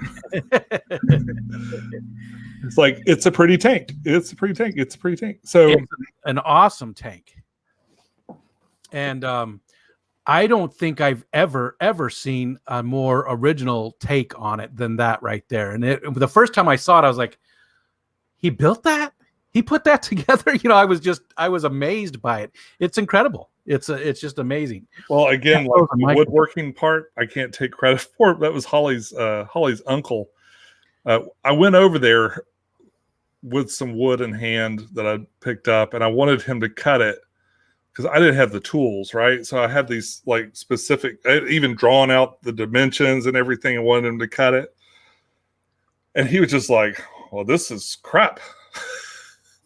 Not using this crappy plywood. I've got this other stuff over here. So he's like digging through his scraps, and he just starts like and cutting, like putting those planks together, And yeah, I added other stuff like this and this little ring. This is like one of those things you put around a like a ceiling fan. Oh, gotcha. Yep. Yeah, up on the wall, and I added like the little toothbrush holder and stuff on the side, and of course this glass part and like little extra things here and there I added on. But he basically made it's a sleeve, kind of like a Kleenex box, like you see at grandma's house, the fancy wooden Kleenex box. Yeah. So it works like that. There's just a little 5-gallon aquarium inside of here. Oh, okay. That's cool. I wondered about that, if it was like sealed within the wood, or because how would you work on it? Because that makes a lot more sense. Yeah, you have to remove it or kind of unplug some wires and kind of hold them up while you pull the sleeve off. But yeah, you can pull that right off, and it's just a boring aquarium inside of there. Well, the rest of it is not boring. It's friggin' cool. Let's see. So Chattanooga Ed, your buddy, if Sean was going on a sabbatical to the Bahamas and could only pack his steam-powered Speedos and one board game, which game would you take? Oh. And the steam-powered Speedos just sounds painful. It just sounds painful. I mean, every pair of underwear I have is steam-powered. Nice. I'd probably take Cthulhu Death May Die. That's still my favorite game. No, I never played it. See, there we go. That's the game. We need to get together and play that online somehow. It hasn't been out very long, but it's a really fun game. I believe Ed has talked about it because I know he's a huge Cthulhu fan. So, okay. Furlough would like to know, make sure I didn't skip any there. Bucket list fish, if you could have whatever you want with no restrictions. Oh, great white. Nice. Is that a fish? A fish? Oh, jinx. I would like to have. I would really like to have a tank at some point. Like if I like getting into the kind of the no restrictions thing. I have obvious restrictions of space and stuff like that, but I'd love to have a huge tank with maybe 1,000 rummy nose. I'd love to see that. Oh, me too. I don't know how big a tank you would be required for 800 gallons or something like that. 800 gallons with 1,000 rummy nose. That'd be my dream. And you're not really a big fish guy. You like the nano fish. Yeah, I don't like the problems associated with big fish. And I believe in redundancy a lot. Like a lot of my aquariums are stocked low enough to where if there's a tragic mechanical failure or aquarium came apart at some point, I could emergency put them in other tanks and still be okay. Gotcha. That's not true on like my 210. I have a 55 in the garage just in case, but that's not really big enough for Mr. Tubes, who's pushing 20 inches now and about that big around. He's a Bisher. Oh, okay. Wow. And my biggest fish. How long was he? Huh? How long did you say he was? About 20 inches. Wow. Yeah. It's a Tungaloosa Bisher, I think. I probably said that wrong. But he's my big fish. And I've got electric blue Ankara, probably is the next biggest. And I've got a couple of angels that eventually probably get pretty big. Yeah. I don't have any big fish either. But, again, being so new back to it, I plan once my 2 adult children move out, we have a nice walk-in basement with big windows and stuff. And there's one of my kids has a huge. He's got a quarter of the whole house down there. It's a massive room. So I'm going to move my fish room down there at some point. So that'd be nice. Yeah, I'm looking forward to it. But then again, I don't like him to leave. He cooks dinner every day of the week, just about. And today he made a very, very cheesy shepherd pie that was so good. He cooks. He's 19, but he cooks just fantastic. So my daughter cooked for us all through the summer. When she moved out, like, we suffered bad. A lot of frozen pizza afterwards. A lot of takeout after that. Yeah. Big M would like to know, Sean, if you could only keep one, which would you keep? Aquariums or board games? Oh my gosh. Yeah. Why don't you just rip me in half? Well, board games are a lot less work. I like to have stuff to talk about on YouTube, though. I don't know. That's a tough one. He's always got good questions. I go up and down with that because I don't know how other people feel about it, but there are times in the fish hobby where I'm just like tired and exhausted with keeping up with, and like, why do I have 13 aquariums? 3 aquariums would be great, you know. Yeah, we had to take everything out of upstairs, and that's why I started ditching all the small ones and stuff like that. Definitely harder to take care of, right? Well, I have this personality where I become interested in something and it becomes my whole world. Like, I understand. All encompassing. Like, I'm always acquire. Yep. And so I obviously went through that with aquariums. Probably started maybe 5 years before YouTube, and then because I was talking about it weekly and presenting things, and getting a lot of attention for it, which I love because I'm a Leo. Because of all those things together, and because I do genuinely love it. I mean, I don't want to diminish that too much, but I never lost interest in aquariums. But you got a little burned out a little bit. But I do get tired of keeping with them. Yeah. And so, but I counter that by like, well, the YouTube thing, YouTube will push you to make more and more aquariums. Like, you're like, I need new content. People really loved it when I made an aquarium. I started putting ads out, and like my thing at work, little thing at work, no one ever took me up on it. I was like, we'll set up an aquarium for you. Nice. I went over to my sisters and did one. I went over to a friend of mine's and did one and stuff. And so just to have more aquariums to build for the channel. And if one upsets me a great deal, like starts going sideways, you know, to any degree, I'll just take it down and build another one because YouTube. Yeah. I think if you were on YouTube, I'd probably have maybe 5 aquariums. Yeah. I hope I never get to that point on YouTube. I hope that it never becomes that, you know, for me. I mean, it seems that's a pretty common thing. I mean, a lot of people go through that, especially people like yourself that have those bigger channels, you know. Well, it's true, but you can sidestep it in like a couple of different ways. And like these interviews are me. Well, in 2015, I tried to kind of counter that by making like a little science fiction story, you know, inside of my channel and the clones and all that stuff. And just experimenting more with video editing and trying to be creative that way. But there wasn't a huge impact. And I started getting a lot of people saying, "Oh, you're distracting and I don't learn anything," and stuff like that. So I kind of went back to kind of just talking about fish and aquariums and plants and stuff like that. And now with the interviews, with the Water Change Companion, is kind of another way for me to make content that doesn't involve me showing you a product or showing you how to set up an aquarium or just doing another project like that. Yeah. Who are your 5? Did you already tell us who your 5 are? Do you want to tell us who your 5 are? Oh, my 5 favorite channels? No, your 5. Aren't you doing 5 interviews? Oh, yeah. Oh yeah, so it's Joey, then Rachel, Yeah. and George Farmer, Yeah. then Chris Wong from Yeah. Fish for Thought, and then Corey from Aquarium Co-op. Oh, cool. Yeah, that's a great group right there. Those are all people whose content I really, really enjoy watching. Some a little bit more than others, but Well, it's like Chris. awesome. All of them I've known for a long time, and have talked to here and there. The exception probably being Chris. Yeah.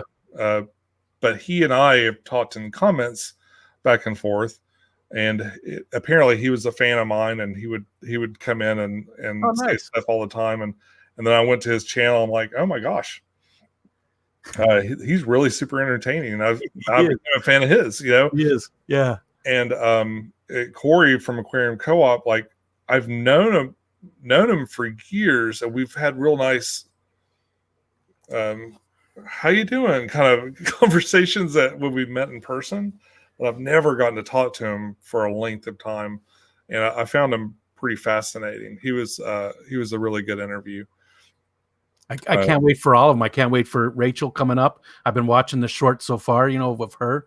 And obviously you can tell this is something that I have an affinity for. I love the interview stuff. Even, doing these with you and everybody else. I just absolutely love doing it. I love learning more about people. And so I can't wait for all of them to come out. And I hope that I know you said it's a lot of work that went into it, but I hope you do maybe carry on, maybe just do 5 a year, but I hope that you carry on with it and bring some more people into it as well. Well, the reaction's been pretty good. We'll see if it holds up.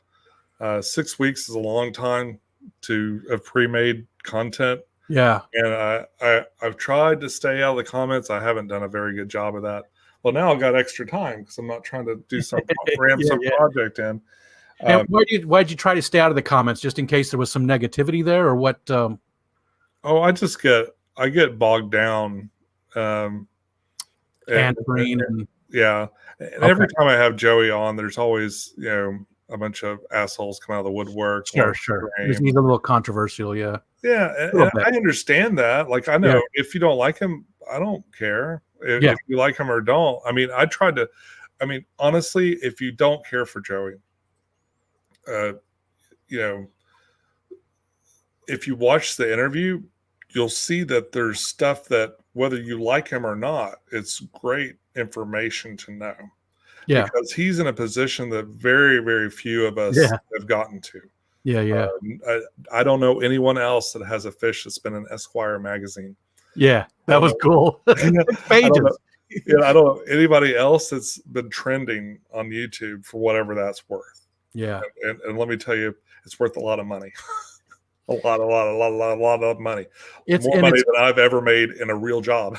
It's got to go to your head a little bit. I mean, like I said, I am an incredibly small channel, but when I get people saying, "Hey, Rick, I really enjoyed what that interview that you did," I'm like, "Oh, thanks," and it feels good, So I can imagine how that has to affect you, and who's to say how each of us would react to that type of attention over so long a period of time, because he's been doing it forever, right? I mean, how many years? 12, he said, or something? Yep, about 12 years. Yeah. So, it's got to affect you. And I'll be honest, I don't care for a lot of his videos, and it's nothing against him whatsoever. But again, it's because of, and even he was saying it, what YouTube sort of forces him to be, how he can't really just be himself and just have fun.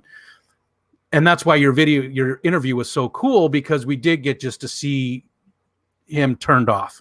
The YouTube persona was more turned off, and it was just him, right? I think he's more himself than he'll admit. Like, you don't see him moping, and I think he probably mopes a little bit when he's not on camera. I do too. But the most you get from me is maybe I'm a little bit more self-aware, just because I curse like a sailor. Yeah. I don't want to be demonetized, and and I get little kids that write me all the time, and parents that write me about their little kids watching me. And because of that, I try to be kind of PG, as best I can. I have a hard time with that, and I don't even know. There's some younger people in the fish fam community, and I actually feel a little uncomfortable talking to them, and that's my fault, not theirs. Nothing Yeah, against them. yeah. I just I mean I don't have any small kids. I don't have grandkids yet. My kids are adults, so I have a hard time talking to those people, and I feel bad.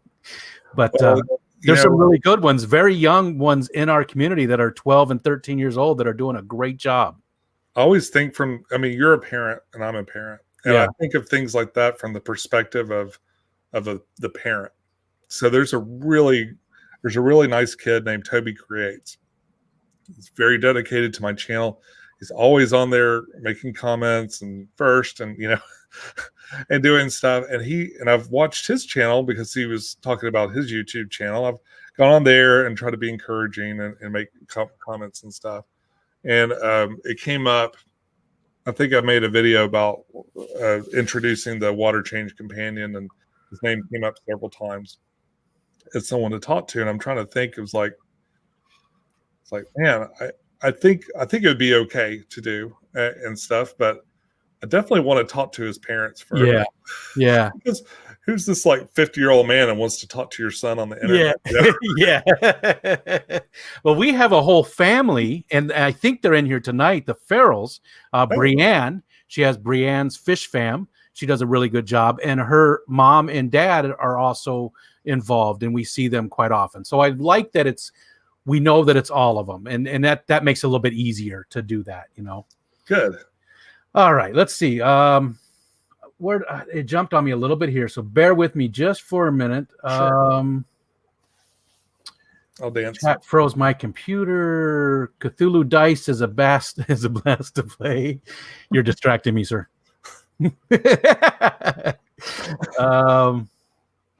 Let's see. I'm not seeing a lot of questions, guys. Because I'm so open. I've already said everything about me. There's got to be something. I mean, again, we saw your O face, and that's got to be a first. You've already seen more of me than the internet really should. Again, anybody have any questions for Sean? How did you come across the pectec name? Is Sean Peck your name? It is. Okay. And so when I was a kid, I'm talking maybe 8 years old, I wanted to start a robot factory. Like I decided that when I got old, I was going to build robots, and the robot factory would be called pectec. And I made little pictures of the building, what it would look like, and the robots with pectec on the front of them and stuff. Yeah. I wish I could find one now. Yeah. But I don't think I have any of those super old because they're so long ago. But yeah, and so later on, I think I was signing up for Xbox back when Halo 2 was a thing. Yeah. And I bought my first Xbox, and I had to pick a screen name. So I just, for some reason, that came back, that pectec with no H. Like you should put an H on it. I don't know. I sort of like it. Yeah, I like it the way it is. It's kind of short. Yeah. That way. Anyway, so I picked it for that, and then it became kind of anytime I need a name online, that became my name. Yeah, that's me too. And it's funny because Bentley worked at Microsoft and was involved with the alpha and the beta for Halo 2 and was just talking about that on Saturday. So really, we've had 2 interviews in a row where we talked about Halo. Yeah, Halo. He was involved with the first one. He wasn't involved. His group of friends that worked at Microsoft were involved. He wasn't on that team or anything, but he loved to play those games too, and was involved with testing it. I played Halo 2 like nonstop for like 2 years. I'm not a first-person shooter fan. Do you still play video games today? Are you a fan? I stopped. For me, like, so one of my first IT jobs, I would listen in on these online classes, and one of the classes was this class for librarians, and they were talking about these false accomplishments. So, and the psychology of false accomplishments in regards to video games. And it kind of like ruined it for me because suddenly I realized that I was being programmed. So every time it goes for your phones and Facebook notifications and YouTube notifications and everything else. Every time you get one of those little blink, or it's just like when you get an email and it makes that sound, it releases some dopamine. Yep. And the average person is so overloaded with dopamine interactions that you can barely feel anything anymore.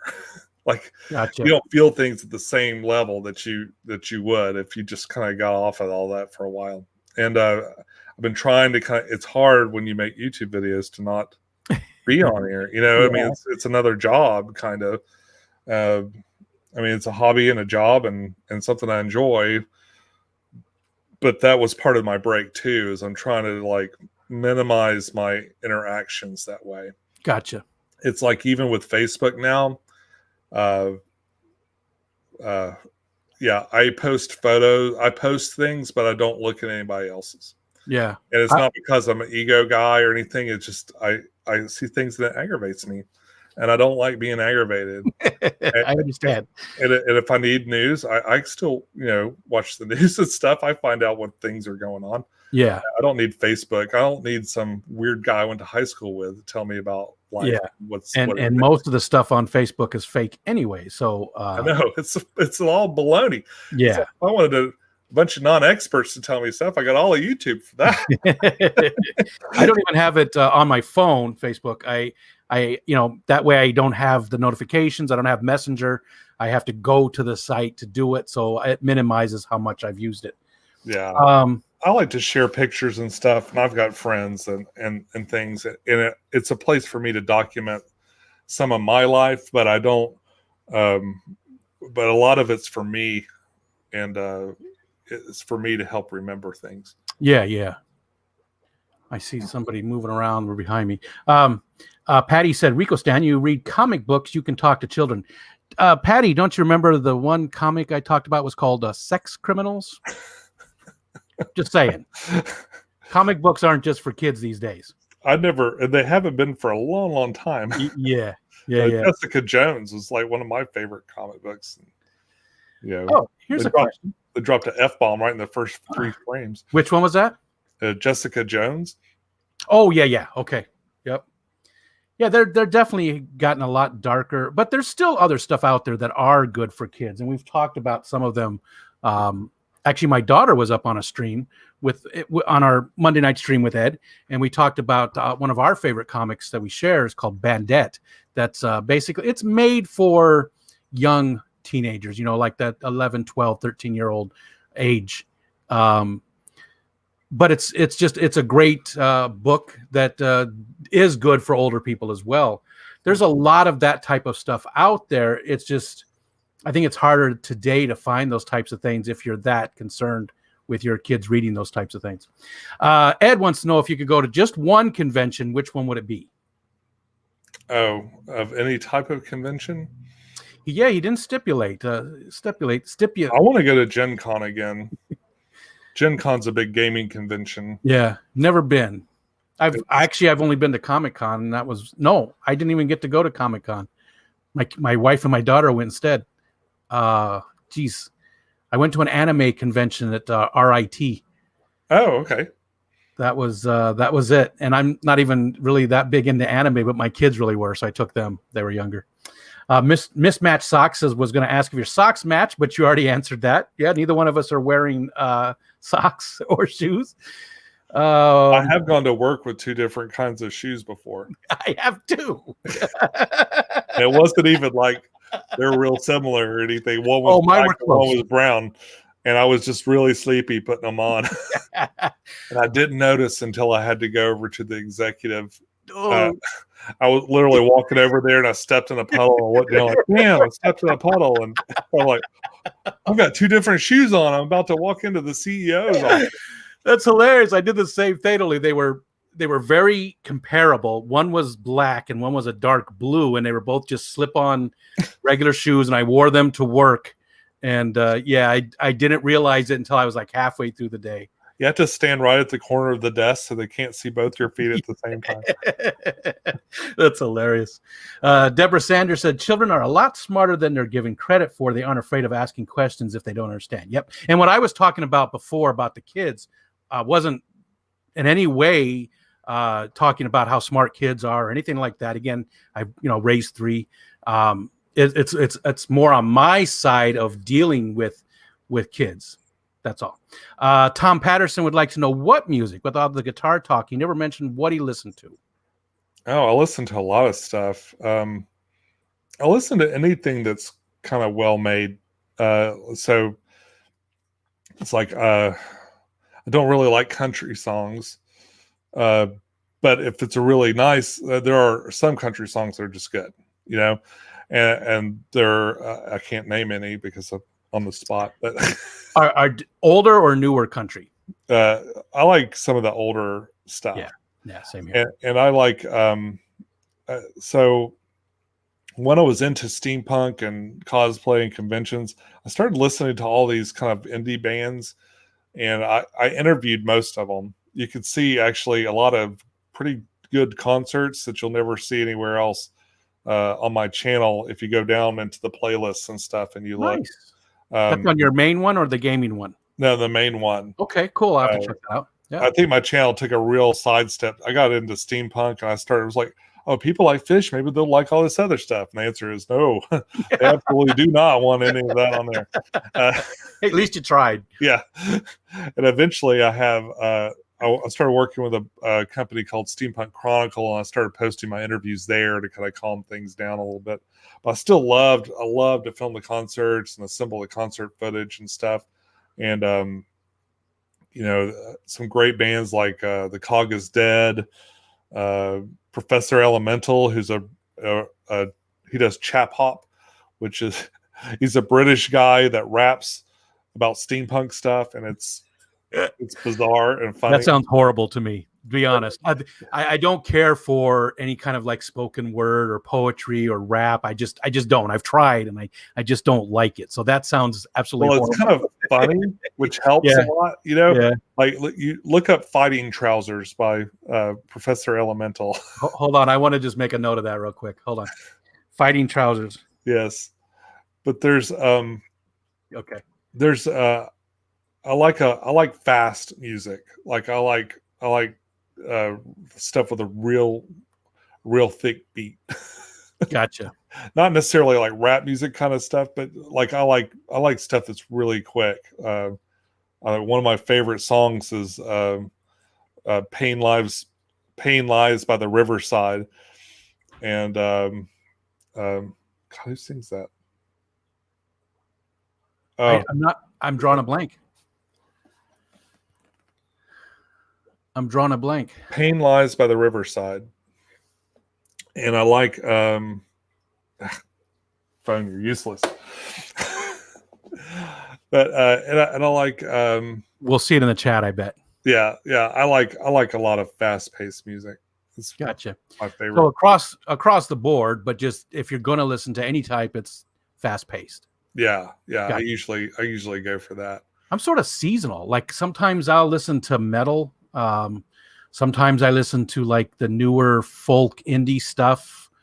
Sometimes I listen to classic rock all the time. But yeah, I like pretty much everything.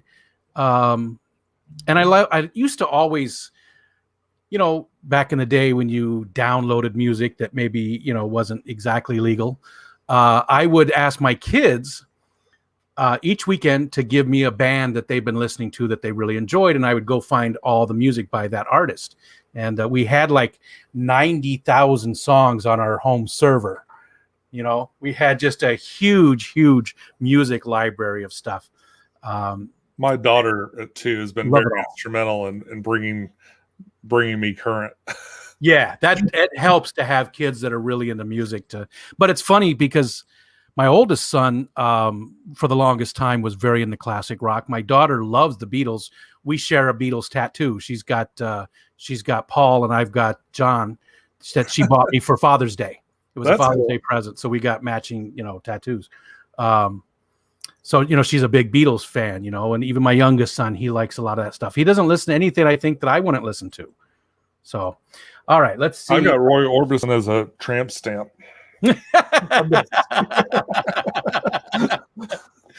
That's hilarious.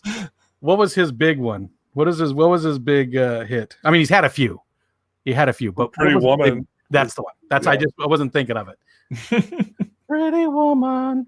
His voice was just so. He had a huge range, right? His octave. He definitely had that vibrato. Yes, called, right. That's what it is. All right, let's see. We're actually 20 minutes after 8. Are you? Do you want to go for a little bit longer? Okay, just let me know when you're ready, because we could probably go forever. Because usually Diego goes at 8 o'clock, but Ed usually goes with him, and tonight Diego's not going. So what's interesting too. That wasn't a thing. Like when I met Ed and James, that's the first time I noticed that you guys all coordinate your times and stuff. That, like, I never even considered it. And suddenly I was like, and now if I want to do a live stream, I'm like, oh, well, I can't just jump on when I feel like it. You can. Stepping on somebody's toes, or I'll feel bad about it, Yeah. But I don't think we have the same audience. Like, I don't see, like, when I go on there when I glance at the chat and I'll put on, if I'm painting, I'll put on Ed or James, because they show up in my live stream, that they're live streaming, right? So I'll put them on, and because I don't have to watch, and I can just paint and listen to them talk and stuff. And sometimes I'll jump in the chat and look, and I just don't see the same people. It's not the same group of people that I'm used to seeing in my chats. And gotcha. Stuff. So maybe it's not a big deal, but I don't think I've ever caught one of your live streams. I don't know when you live stream. Oh, they're very rare. I don't live stream very often. Gotcha. Well, then that just makes this all the more special. I don't mind doing it like this, because I can just not see the chat. The second you start putting words up, like in the corner of my screen, I lose it. Like, gotcha. I can't concentrate. And that goes, that makes sense when you said that it's very hard to do the live stream and do the interview for you because of what you said earlier. Yeah, I get very that. Stressful for me. Yeah, I don't like it. We do all try to go at the same or not go at the same time, but it's impossible. There's so many fish tubers. Like, unfortunately, Susan. Oh, I see Susan right now. Susan for SLC Aquatics. A lot of times I go over. I think she starts at 7, but I don't know if that's my time or I go over her. And I didn't know that she went at that time, and I couldn't find a time to go. All the slots are taken, unless you want to go at 2 o'clock in the morning or 10 o'clock a.m. Yeah. So I felt bad once I found out, but there's nothing you can do. You're at almost any time there's more than one going, but at least we try to work together a little bit, so that they're not all going at the same time. But there was not even a semblance of that. Like, there's a group, I guess, on Facebook. Like, I don't get on Facebook enough to monitor it, but I'm in the group, so I'll occasionally see something from there, and they'll put up a schedule and everything. And I'm just like, wow, that's Bob Kaler does that. Brandon, I can't remember Brandon's last name, but Brandon runs the group, and Bob does the schedule, fishtuber notifications, and it's definitely very helpful. You can see when everybody's going, so that first of all, you can also go watch their streams, just in case you weren't subbed to that person or you didn't, the notifications are so messed up. You never know when you're going to get one. So it's definitely a very cool tool to have. And and again, that's why I probably have as many subs as I have today, even though it's not a lot, but because of those types of things. It's all the fish fam working together. So that's really neat. I think that's really cool. I like it too. And it's been, I say this every once in a while, but the fish fam has increased my quality of life. So I'm very appreciative. And again, that's why I want to do this and help out other people grow their channels and just talk about themselves too. And that's great, Rico. I'm glad to hear that. It's nice to learn more about people without the pressure. Sure. You know what I'm saying? You're not going to get very many fish questions here. And how do I take care of this fish or that fish, or what kind of substrate do I need to use? And that's what most of the streams are. And there's nothing wrong with that. That's great. That's an incredible tool. And that's, I've learned so much from watching those types of streams. So I definitely don't want to take away from those. I love those streams, but I just didn't feel like I could offer that type of information. I wanted to give something back. All right, enough about me. I feel I'm always worried that I'm not a very good guest because I can't. I have like some memory issues too. I'm with you. I can't name plants. I can't name fish. Like I know common names, but I can't do the Latin names. And half the time, if you ask me about something, I'm like a vapor lock and can't remember anything. Well, see, there's no pressure here. Then this is perfect. I can kind of talk about stuff that I talk about a lot, but yeah. A lot of my fish keeping experience has just been kind of trial and error over and over again. Yeah, lots of errors. and same here. And I like that. And people, oftentimes when I make a video, people will come in and give me advice. And I get that it's coming from a good place. They're just trying to help. But I ignore the advice and I give them a little heart. Thank you for but I just ignore it because I want to learn myself. And I'm not going to be killing fish with what I do most of the time. I haven't yet, although that's not entirely true. I had a heater that stuck on and cooked some fish, but I learned from that. And now I have every tank that has a heater also has a heater controller. So at least that minimizes that quite a bit. I don't give a lot of advice though, because I gave my first part of fish advice actually last night on our comic book stream. Somebody asked where we buy fish online, and I do buy a lot of fish online, so I gave them the experiences that I had from that. So that was good. All right, let's see. I was listening to The Cog is Dead today, Ed said. Oh, that's cool. Oh wow, One Dirty Platty, man, I haven't not seen you in a while. Good to see you around.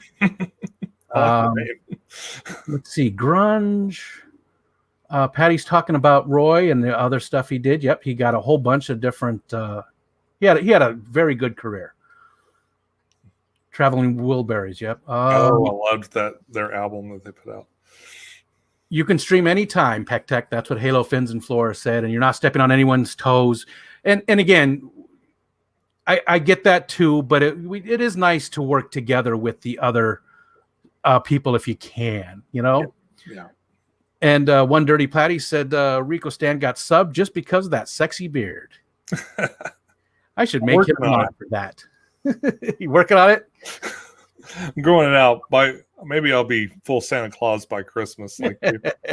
I have to trim constant. This grows so fast. All of it grows very fast. I'm Scottish. That's a blessing.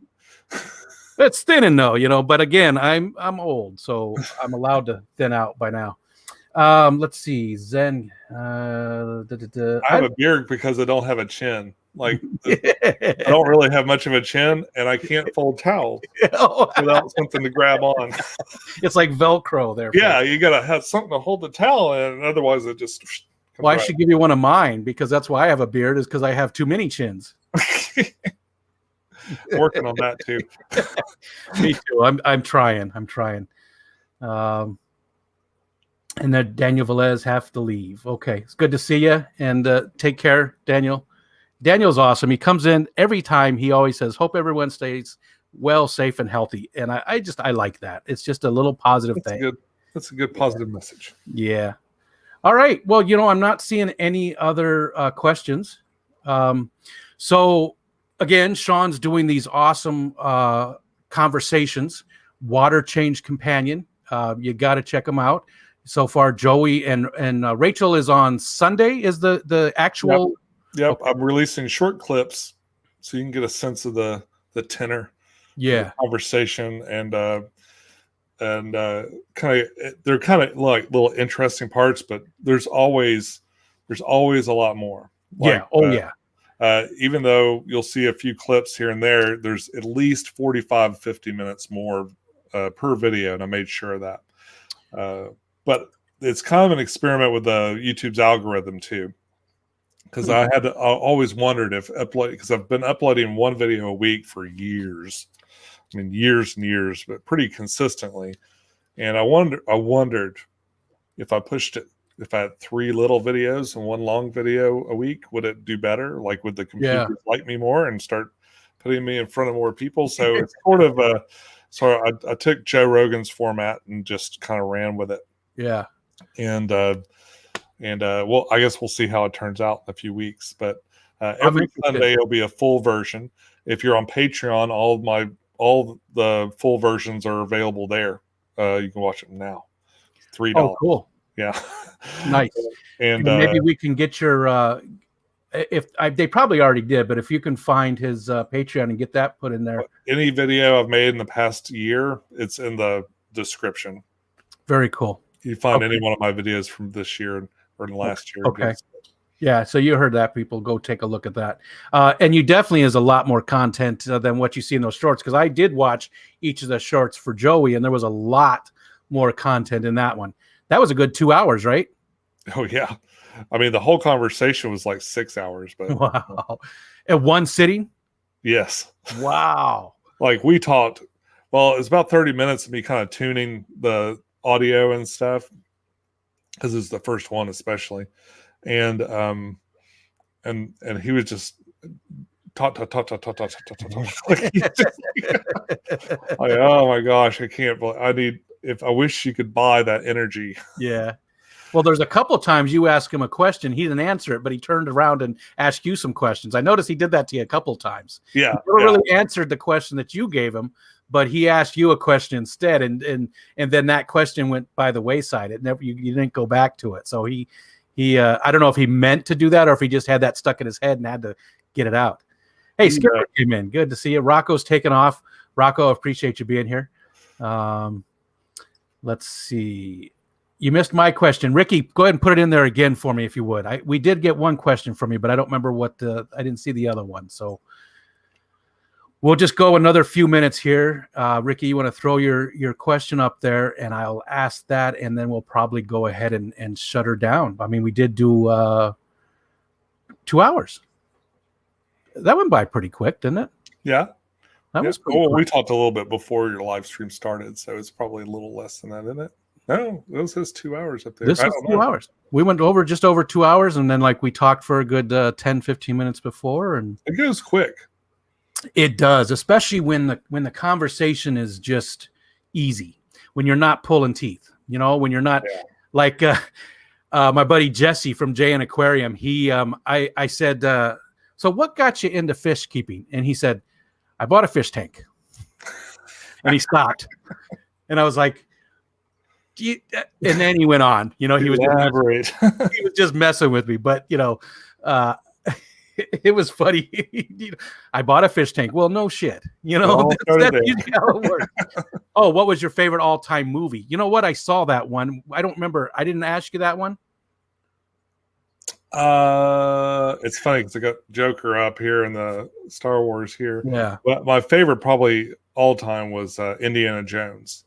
The first one? Yeah, I like the first one. Yeah. It shaped my interest more than almost any other film. Gotcha. What was it about that really spoke to you? Do you know? Oh, I just want adventures. I want to go on adventures and have adventures. And I always thought, wow, it'd be neat to get in an airplane and just go to the jungle. Yeah. Steal from the natives. Well, maybe not, maybe not that. Exactly. I wanted to be an archaeologist for a while until I realized how boring it really is. Yeah. And did you ever go on any adventures? I've had a few adventures, not quite on the scale of that, but it's a movie, so I've had. I like to go into. I'm not scared to go into the unknown. I'll drive into a town I've never been to. I'll go alone. My wife got sick of going to conventions. Well, sick's probably a hard word. She would have other things to do when I'd want to go to conventions, and I was always fine to just go to a city I've never been to and and walk around a convention and just interview people. I'm not scared of meeting new people or having conversations with strangers and Yeah. going to new places and stuff. I kind of live for that sort of thing. So. Yeah. I like that too. My wife always, when I used to actually leave the house back in the day, she said I could make a friend anywhere. What's that? I'm sorry, I missed it. Before the shut-in days. Well, yeah, and it wasn't even just our current issue. It was before that. Once I retired, I pretty much hardly left the house. Right. But she said I could make a friend anywhere, and I'd go someplace and have a conversation with anybody. I do enjoy talking to people. I think it's fascinating. And, you're going to run across people that you don't want to talk to and you want to get away from, but most people are decent and most people you want to talk to and learn more about them. Sure. And people are usually pretty forthcoming with me. And I've heard that so many times. You're so easy to talk to. And it's because a lot of times I just shut up and let them talk. Mm-hmm. I don't do that on this because I can't stand dead air. But in real life, when I'm having a conversation, I won't make a comment. I'll just let them continue on and I'll listen to them and let them tell me what they want to tell me. Because if you don't ask a question, a lot of times they offer more information to make you want to answer a question. So yeah, you have to listen as well as ask. Yeah. Oh yeah. It's got to be back and forth. You can't you can tell when you're talking to somebody and they're already thinking about what they're going to say. You can see it in their eyes. They're like, off to the side and they're not really listening to you. Yeah, they're tuning out. Ed would like to know if you could bring back one television show, what would it be? God, Ed. Firefly. Oh yeah. There you go. That's a good one. No question on that one. Firefly. That's a good one. Mine would probably be New Girl. Oh, that was a good show. There's a ton. There's so many good shows. Community, The Office, but I don't know. The Office maybe ran its time. But I'm done with The Office. Oh yeah, you guys. It's funny. You were talking about that, about how your daughter watches it just over and over. My daughter does the same exact thing. I think she's on like her 10th go through, and my son does Parks and Rec and Community like that. He does the same thing. It's weird. They watch it, but they don't.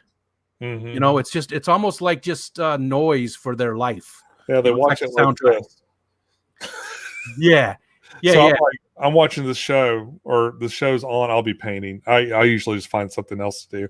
I'll put on headphones, get a YouTube stream, and I'll just prop my phone up on my paint rack.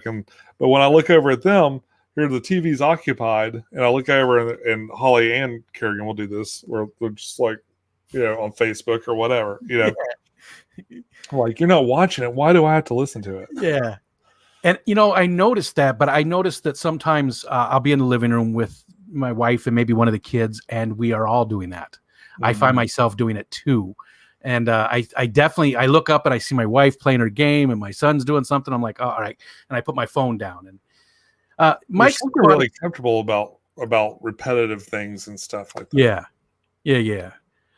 Mike's Aquatics and Things said any old show would be better than what's out now. And Mike, I'm going to have to disagree with you. I think, you always hear about the golden age of television, and I really think we're in it right now. There is so much good quality television to watch on all the different, we've got The Mandalorian, we've got, WandaVision, we just, all the different shows on Netflix, and you have so much content to watch these days. It's never been like this. And there's a lot of crap. There always is. There's a lot of everything. I mean, there is really, if anything, there's too much content. There's so much, but it's like the 70s. We hear a lot of 70s now, and people go, "Oh, the music from the 70s was so much better." Well, we don't hear the crap from the 70s. We're listening to the hits. Yeah. There was a lot of crap television back in the day too. Although I do dig some of the MASH and Gunsmoke and things like that. And I think a lot of comedies, especially the 80s and 90s ones, really a lot of them were good, but they're just not relevant anymore. No. every episode of Seinfeld could be solved with a cell phone. You know, any predicament they had with a cell phone would have fixed it. And it's really distracting. Why didn't he just text her? Let her know she could be late. You know? Yeah. Well, yeah, but you're not gonna talk about double dipping or watch Elaine dance. That's like A-team. Yeah, A-team. Griffin Fish Room. Hey, good to see you. There's a lot of other people that just came in too. Danikin's in here. Kenny, Danikin Aquatics. I'm assuming it's Danny or Ken. I don't know. Could be Danny. Either way. Who else came in? There's just been a bunch of people come in at the end here. Not Nola Jane came in. Fuggin' Fish, which I haven't seen in a while. So, Kev, it's good to see you around. Those names are cracking me up. What's that? Those names are cracking me up. There's a lot of great names out there. Yeah. And I think we're going to go ahead and shut her down. Yeah. It doesn't look like I'm seeing any other questions or anything, but everybody, thanks so much for being here. I really appreciate you all coming in and hanging out with us. Sean, I can't say thank you enough. For somebody, how do you put this? For somebody of your caliber, as far as a YouTube channel goes, to take the time out to come to a little channel like mine is, that's the good guys do that. So I really, really appreciate you coming in and hanging out with us. Hey, I'm happy to do it, Rico. You're a real nice guy. I could tell by your videos and stuff. And you've always been real supportive of me, like even offline and stuff. So I appreciate that. Well, thank you very much.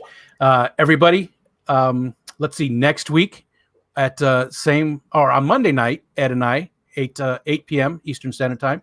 That's our geek culture stream. And then Tuesday night we're gonna have Grumpy Mike's Aquatics and Things, who was being a jerk tonight. So I'm gonna really dig into him next Tuesday. We're really gonna learn a lot about Mike and make him feel uncomfortable. Maybe we can make him cry. I mean, it's good to have goals, right? We're gonna make Mike cry next week. Make him laugh and he'd break his name. All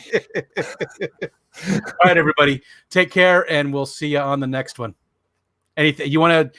I didn't ask you if you wanted to plug anything, or is there anything you want to say? No, I think we talked about all the big stuff. No, I don't have anything else to plug or anything. I will tell you, I'm happy to go on like just about anybody's channel.